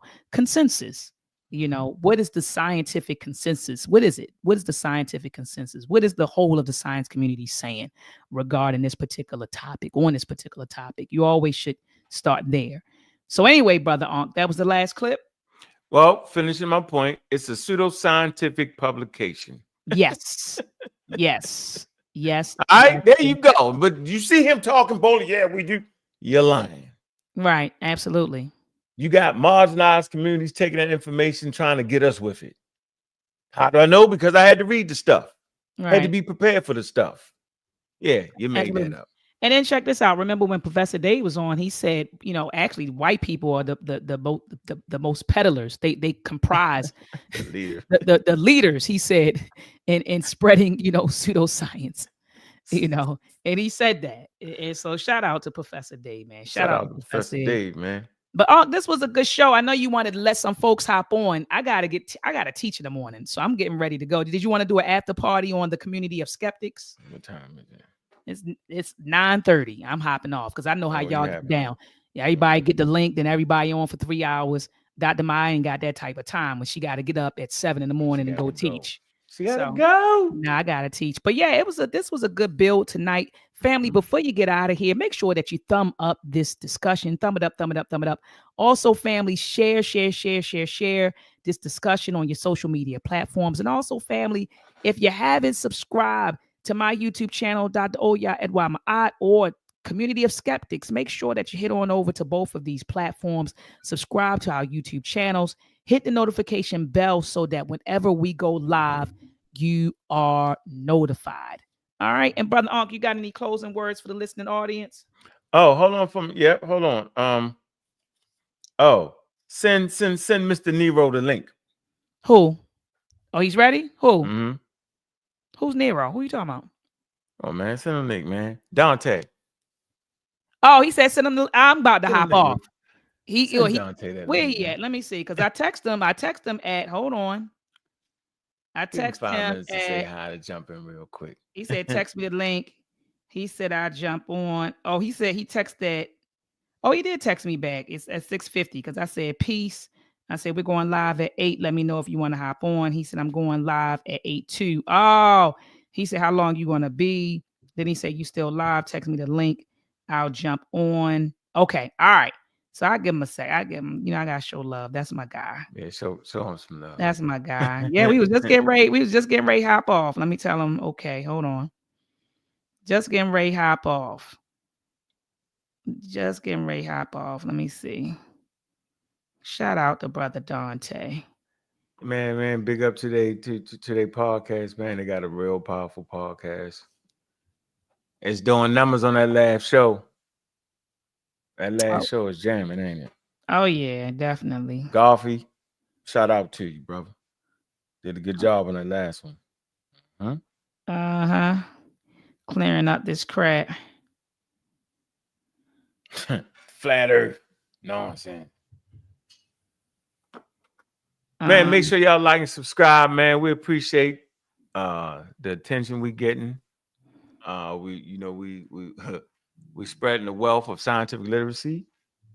Scientific literacy is a vaccine against the charlatans in our community, man. And we got to be able to stop that. And the only way you can stop that is through education and proper methodology. Simple as that. There's no other way to get around this. A lot of things, science is counterintuitive. People can trick you with the easy answer, right? The thing that sound like common sense nonsense. And only way to combat that is through proper information. We fight against disinformation and misinformation. There he is. What's going on, brother Dante? How you doing? What's up, Doc? What's good, brother? How you doing, man? What it do? What's up with you? It's good to see you. Good to see you. Nice to see you. I want you to know I'm trying to set up when I'm gonna have y'all come down and jump on Godfrey. Okay. Okay. Cool. We just talked about something about us possibly, because of all of these people who are all these companies that are anti-DEI. What we're talking about doing is probably reaching out to a lot of the Black creators and creating a boycott, like a monthly boycott. I'm gonna reach out to Corey and a couple other brothers who I feel, that have the numbers where let's hit them in the pocket the way we need to hit them in the pocket with this nonsense. You know what I mean? Absolutely. Even if we did it for a 30-day, which I think we would be a 30-day and then move it, whatever. But Doc, I'm gonna talk to y'all about, possibly putting that together. I think that would be an interesting thing because, man, I'm so, man, I don't know how you feel, but I'm just so, I feel like a cloud hanging over me with this nonsense. I mean, we talk about 9 days and in 9 days, I mean, I just heard that, Trump is targeting Native American. Like where you sending them back to? Right, the Native Americans. You going the damn Native Americans? Right, send them to Mar. You gonna send them to Mar-a-Lago? You gonna give them that? Is that what you gonna do? You gonna give them Florida back? Is that crazy? So it's so. Man, I don't know how you feeling. I mean, we're like Black, we gonna be all right. I know we gonna be all right because that's just how we get down. But man, I just feel so overwhelmed. Is the way that they're pushing and the fact that there's this, we're debating whether it was a Nazi salute. We're debating. Man, crazy. Where was this debate when there was Nick Cannon? When Nick Cannon was talking about Black Israelites? Where was this debate with Kyrie Irving? Where was this debate with Whoopi Goldberg? Where was this? I mean, there's no debate. No conversation about that? It was clear what he did. It's the Roman salute. This is what we talk. It's just like, come on, dog. What are we doing? What are we doing? What are we doing? Hey, Dante, did you catch the Robert F. Kennedy Jr.'s his confirmation hearing? Did you catch that? I didn't catch. I caught little pieces of it, but I do know what the. I don't know if y'all talked about this. That the bird flu is being transmitted by this raw milk. Did y'all hear this? No, I didn't hear that. I kind of heard something about the bird flu though. But go ahead. So apparently the bird flu is being transferred by this drinking of raw milk. So there was a chemist, not a chemist. I'm sure. What am I looking for? A scientist who that studies disease. Immunologist. Yes, was talking about how the bird flu is being transferred by this raw milk. And how this raw milk, unpasteurized milk, is it's being transmitted through raw milk now. So did you see his cousin that did the video about her? Oh yeah. Oh, she beat him up. I didn't see it. I didn't see it. I didn't see that. She beat him up. I heard she beat him up. Let me see if I can find it because you gotta. I mean, did you see it, Ankh, or no? No, I didn't see it, but I heard of it. I didn't get a chance to see it. Oh, I heard she went in on him. Can you go Google that, sis? What is it? Let me go. Robert F. Kennedy's cousin. Okay, Robert F. Kennedy's cousin. Raw milk. Were they drinking raw milk? Were they playing? That's why it's pasteurized. Yeah. Who told him? That's that misinformation campaign. Oh, she called him a predator. Yes. Yes, Curl. Her name is Curl. Her name is Curl Kennedy. She said it accuses him of being a predator. Hold on, I'll play it. Curl went hard, huh? Oh yeah. Yeah, it's on CNN right here. Hold on, I'm just trying to get through this. Caroline Kennedy. Yeah, yep. I'm getting ready to play it right now. CNN has an ad on it. Yeah, Caroline Kennedy accuses cousin RFK Jr. of being a predator. Now, when you say predator, I know what we mean by predator, right? Right, that's what I thought. I mean, we all thought that. Did they change it? Did they change the meaning of what a predator was when it kind of there's a Roman salute. Maybe predator means something else now. I don't know. Here it hunting, is. He just hunting. He hunting fish. Here it is. Well, Brianna, Caroline Kennedy issued a very stark warning about the nomination of her cousin, Robert F. Kennedy, to be the Secretary of Health and Human Services, urging lawmakers up on Capitol Hill not to vote in favor of his confirmation. Now, she posted this lengthy video where she read aloud the letter that was sent to senators on Capitol Hill, detailing some of her concerns. I've known Bobby my whole life. We grew up together. It's no surprise that he keeps birds of prey as pets, because Bobby himself is a predator. He's always been charismatic, able to attract others through the strength of his personality, his willingness to take risks and break the rules. I watched his younger brothers and cousins follow him down the path of drug addiction. His basement, his garage, his dorm room were always the center of the action, where drugs were available, and he enjoyed showing off how he put baby chickens and mice in a blender to feed to his hawks. It was often a perverse scene of despair and violence. Today, while he may encourage a younger generation to attend AA meetings, Bobby is addicted to attention and power. Bobby preys on the desperation of parents of sick children, vaccinating his own kids while building a following hypocritically discouraging. Wait a minute. He vaccinated his own children. Oh, you didn't know that? Of course. Right. They talked about that in the hearing. Right. Parents from vaccinating theirs.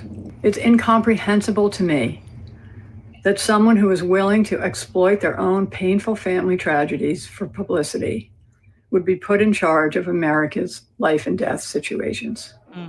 Now, CNN has reached out to a spokesperson for Kennedy to see if there will be any reaction to this video. The video is likely not just potentially an effort to try to get Republicans to vote no, but also make sure that Democrats stand united in opposition to Kennedy when he eventually comes up for a vote in the Senate. Hey, Doc, now that Caroline Kennedy is what we would call USDA prime white woman. That is the epitome of rich white woman, right? Yes. So like you know, she's Kennedy white. So if she's throwing him under the bus, how bad does it have to be for her to throw him under the bus? Exactly. But exactly. No, exactly. I'm glad that you mentioned this video because I didn't see it, you know. But it makes sense though that he's predatory. It all makes sense. It's a money grab, you know. Okay. It's a money grab.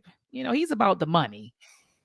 The money and the attention and the power. Like she said, the money and the power. Yeah. That's what he wants.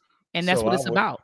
I wouldn't have never I would have never thought that it would be a moment in time after 2018 when we was in Harlem and did that vaccine debate when I was going up against his funded operation, Del Bigtree and them. I had no if you'd have told me that guy right will be running for that position, I'd be like, man, get out of here. That's nonsense.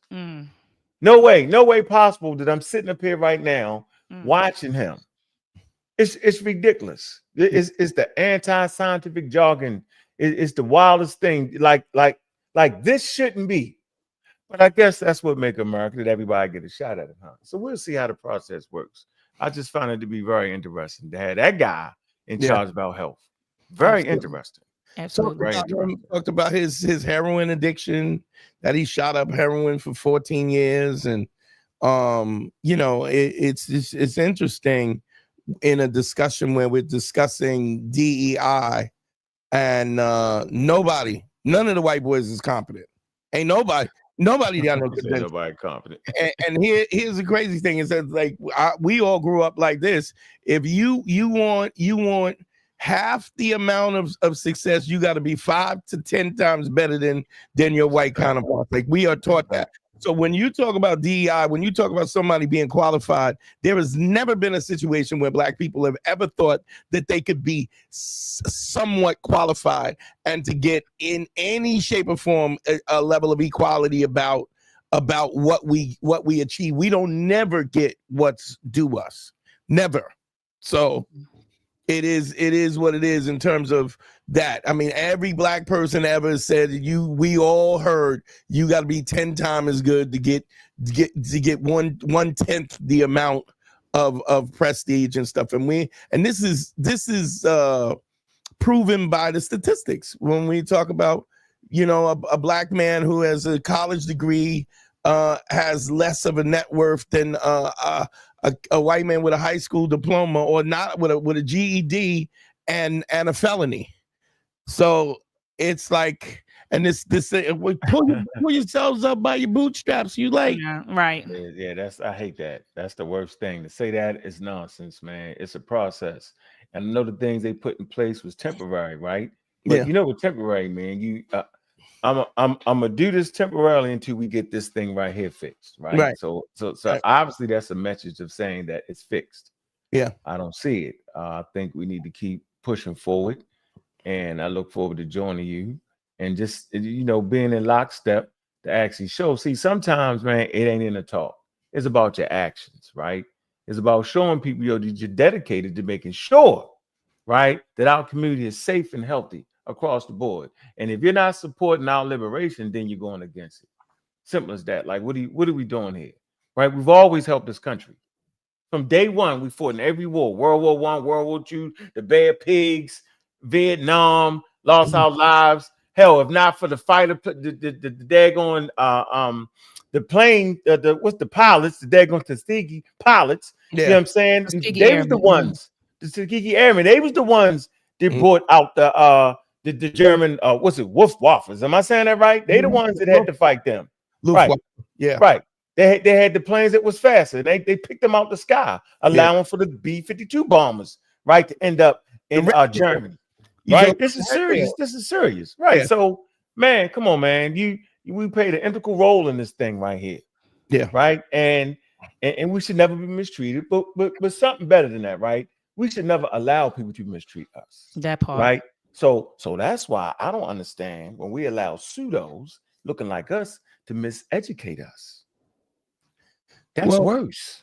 Well, I think it has a lot to do with the fact that we've been lied to so much, that people, but you got to understand that just because you have been lied to, you can't throw the baby out with the bathwater. That's right. You know, you can't, the reason why we're alive today is because of physics, chemistry, all STEM, all levels of STEM, technology, and so on. We're live right now. So when you get somebody who's doing flat Earth or who's doing, this pseudoscience, they're able to transmit this pseudoscience on the science that they're going against.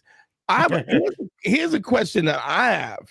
What part do you think religion plays in the misinformation of Black folks? Oh, shoot. You want to take that? The God killer want to take that? Or you want me to take it, brother? Ask the question again. The role that religion plays. What part does religion play in the acceptance of misinformation in terms of in the Black community? So actually religion is culture. All right. And so I would be wrong if I jumped all the way out there, because you have scientists that practice their religion. I think the role it plays is that we have been miseducated on exactly what religion is. So for instance, when we went to school and we asked our parents, before we go to school, we asked our parents, well, where do we come from? Instead of saying, go ask your science teacher, right? They say, ask the preacher. You see how that's misinformation right off the bat? Sure. So we misuse religion, where other people, they go ahead and spend their hour in church, get it out the way, make their prayer, whatever they're going to get out the way, right? We lead with our religion, right? We're too religious. There's no balance in that equation. We use religion to solve problems that only nature is fit to solve.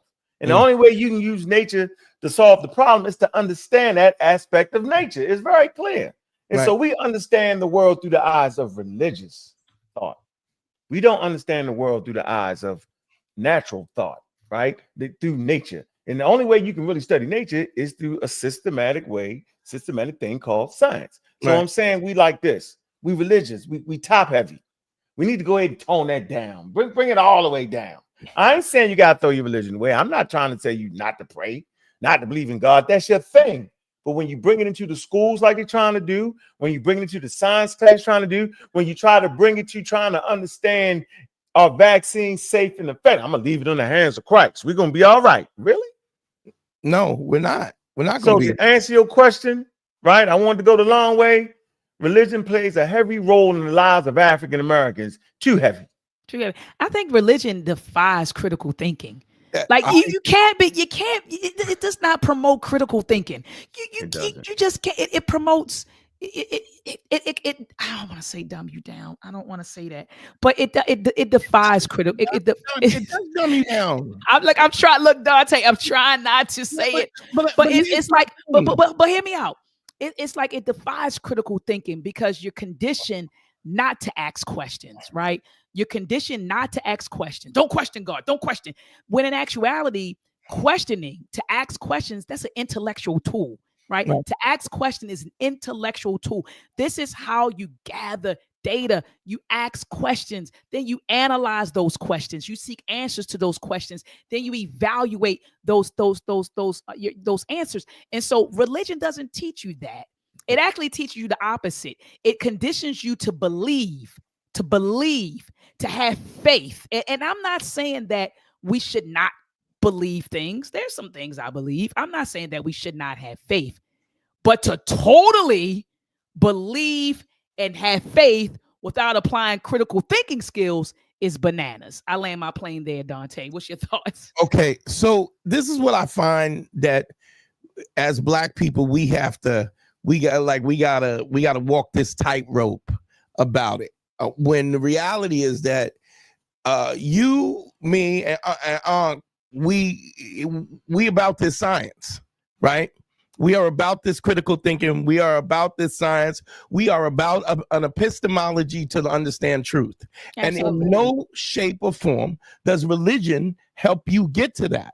So I don't care if you're Muslim, and I'll take the heat on it because it's I don't care. And I'll tell you, I'm a real black atheist. I don't mind. I love the heat. I've been in the heat factor for a while. But go ahead. But I get the point where we go where we still want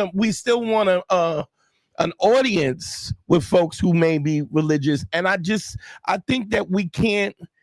You can't have both. So my podcast is Man School 202, right? And I deal with relationships and so on and so forth. And there's three principles that there's an acronym of three principles. It's called ACE. ACE is authenticity, credibility, and empathy. Number one, tell the truth, right? I don't care what relationship you in. I don't care what you want if you want to be polyamorous or polygamy or whatever, you can do that. But you can't do that and not tell the partner that this is how you get down. So if you start off with the fact that this is you want to be polyamorous or whatever, you got to say that up front. And then this way it gives that woman or that man the ability to make a decision what's comfortable. Credibility, meaning I keep my word. When I say something, I do it. When I say something, I don't make a promise that I don't keep. Now, if I'm inauthentic and I don't have credibility and I'm in a relationship, when I tell a woman I love her, how does she believe me if I don't have credibility? I have this thing I call the Judge Judy effect. You ever watch Judge Judy?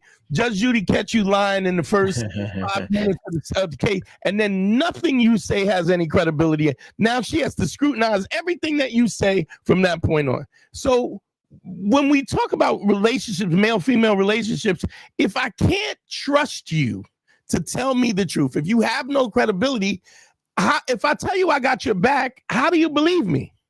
If I tell you I love you, how do you believe that how do I know when you're telling the truth? So now you're forcing me to kind of sift through the garbage to find out what is true and what's not true.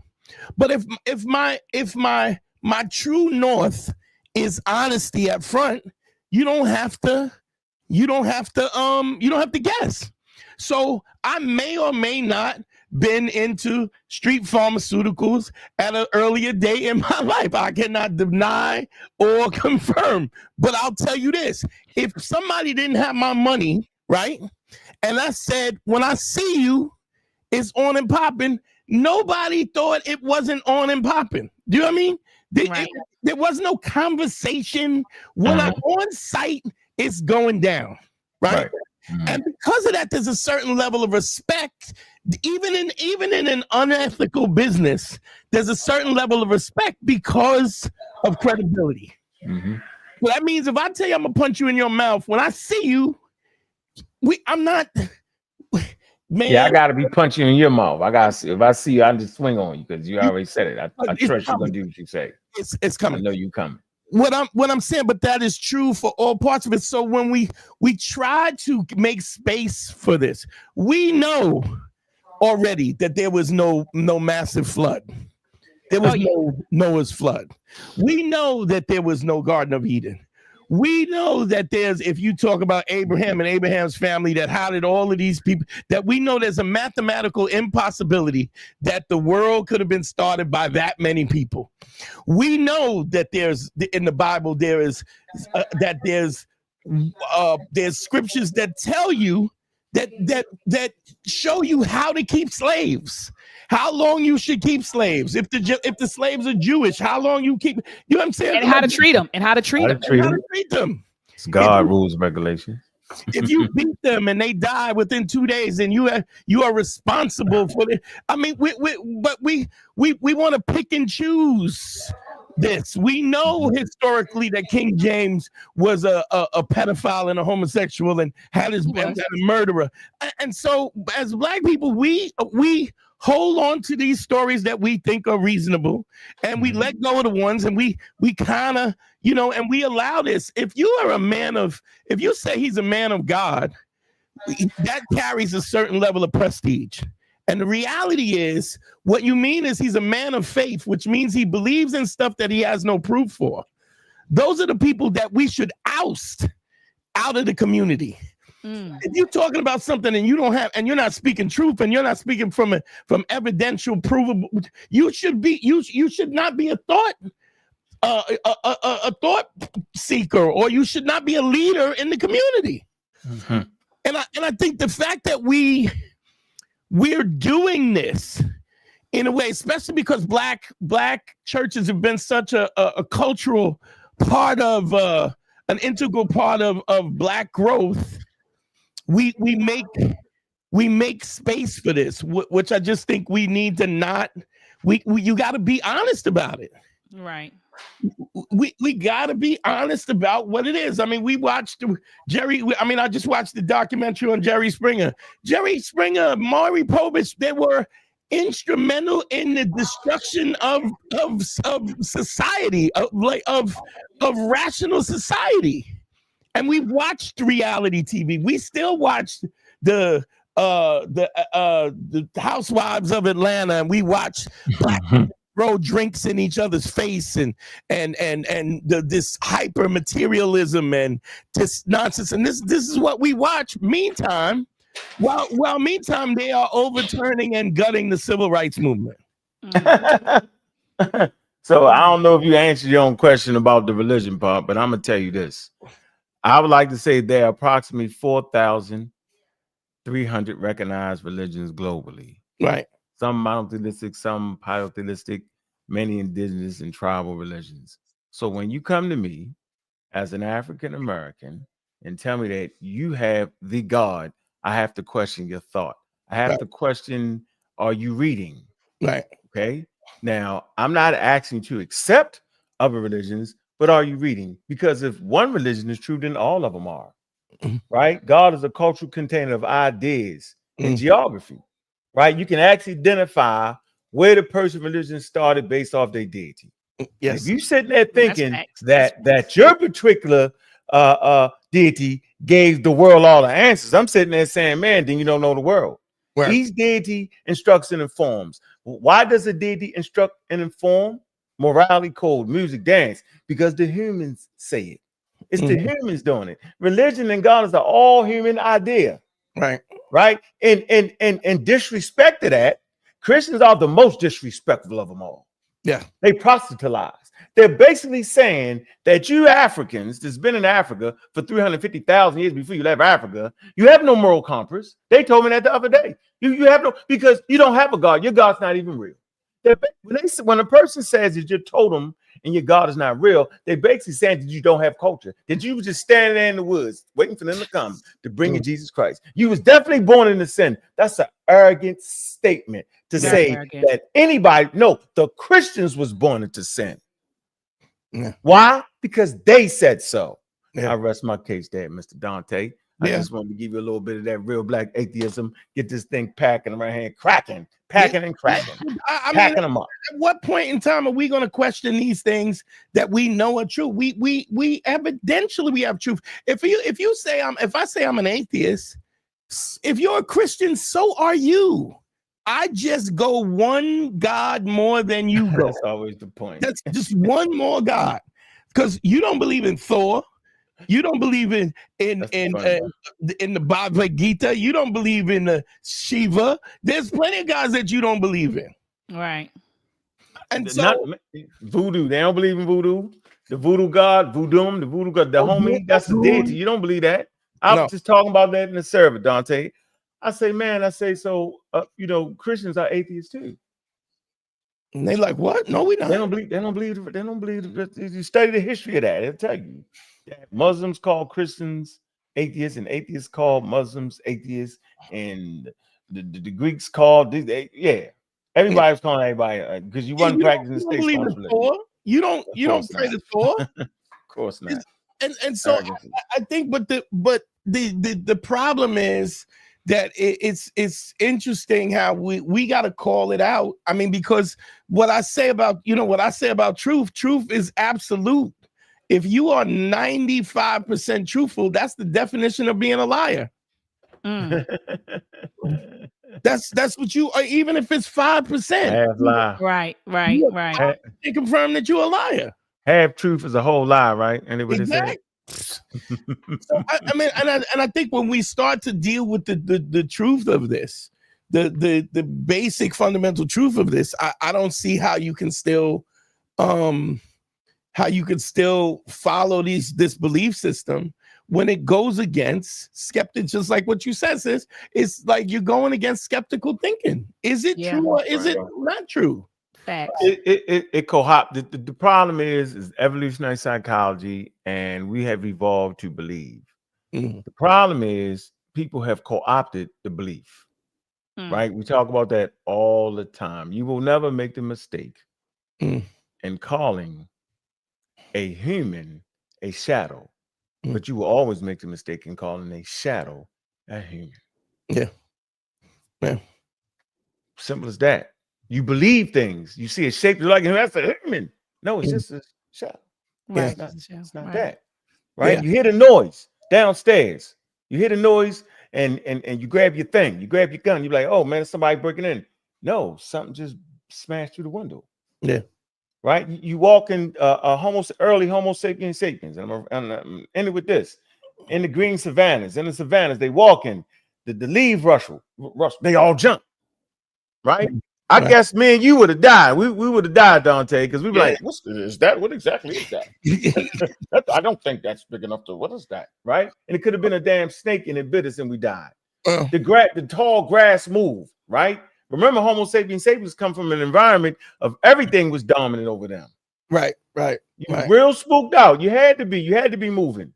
You know what I'm saying? I'm taking this back to a time before we Homo sapiens sapiens, we sleeping in the trees. You better be cracking. You better be jumping with everything. You better be shaky. You better be. You ain't got time to analyze it. So our type wouldn't have made it because we analyze it. I don't know about that. Boo, boo, boo. No, but I'm saying is the devilish thing, and I'm gonna use that word. The real devilish thing is that people have co-opted that mechanism right there. Yeah. Right. It's a byproduct. Right. Religion is actual they co-opted it. Right. And they take advantage of that. So they already know we're going to believe. The thing is, what is it that we believe in? They already know. Commercials know you're going to believe. You're gonna look at that cheeseburger. You're gonna look at that beer with the water coming out. Your mouth's gonna water. It's not the actual beer. Yeah. Right. Well, so they know how we respond. Go ahead, Doc. Yeah, let me interject, and because I want to get ready to close out. I got to go to work tomorrow. I'm not fooling with you and Dante. Go ahead and call in. Me and Dante got it. Go ahead and call in. Making it a 3-hour show. But I do want to close with this statement that Dante made to me on the phone. He said, at the end of the day, all roads lead to white supremacy. So he said, flat Earth, anti-vaxxers. He said all of that stuff, anti-evolution. He said when it boils down to aliens building the pyramids, he said it all boils down, all roads. He said all roads go to white supremacy. Those were your words, Brother Dante. Can you expound on that, and then we'll close out? Well, what I find the case is it always ends up being this kind of skeptical thing, this anti-science, pseudoscience, and then it always ends up. What happens is there's, especially on the internet, what you'll find is people constantly want the new thing, that the new did you hear this? Did you hear that? Now it's the lunar landing didn't happen, then the flat earth, and then it's anti-vax, and then it's this, that, and the other. But it always, what happens is you gain a following where you keep moving on, even the red pill, like and I come from the relationships, even that red pill stuff, the Kevin Samuels, the Andrew Tate, but so at some point in time, they're constantly looking for controversy. Like you have what's that was they kind of just got demonetized, but Fresh and Fit, where they would bring these OnlyFans model on and he cuts them out and kick them off, and so then you have these incel dudes who really are afraid of women. They're afraid of rejection, so they tune in to watch this idiot take women who are intellectually inequipped to be treated like trash, because now these incel dudes can look at this and go, oh wow, these pretty girls that I can't get are getting their comeuppance. He's cussing them out and get the F off my show and all of this. But it always ends up being, it needs to be bigger and more confrontational and more volatile, and then ultimately always gets to, as it transitions, then all of a sudden, then the white supremacists come on. And you would think, this is just relationship stuff. No, relationship. Then Nick Fuentes is on there. Your body, my choice.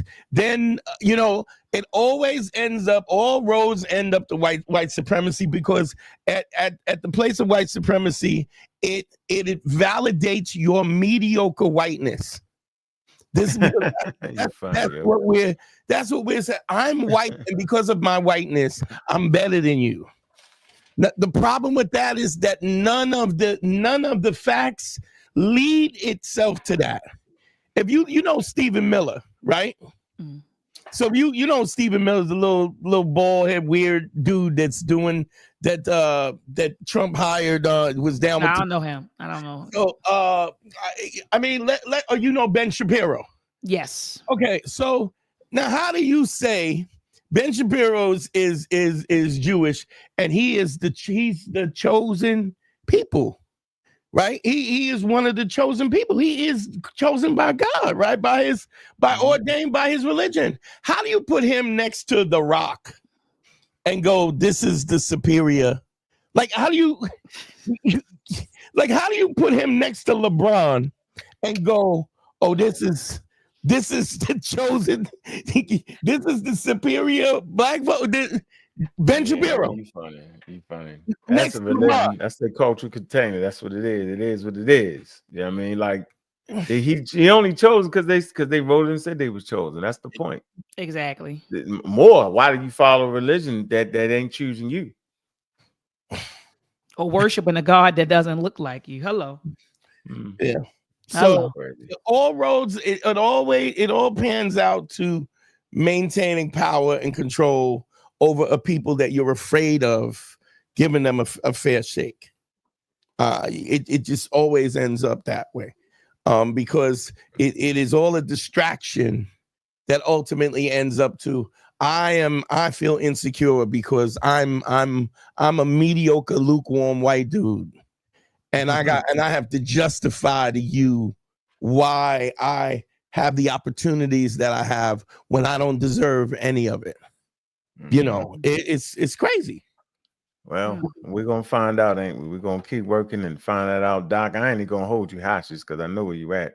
Oh yeah, I'm getting ready to hop off. I'm getting sleepy. I'm getting sleepy too. But Dante, thank you so much for pulling up on us, man. Yeah, Appreciate you. Let me know and I'll come on. Because I usually go live Sunday. I go live Sunday, Tuesday, and Thursday. So okay. So, but if y'all want me to jump on early, just let me know, and let's figure out. We got to get you on Godfrey too. You too, Ankh. We gonna figure it out.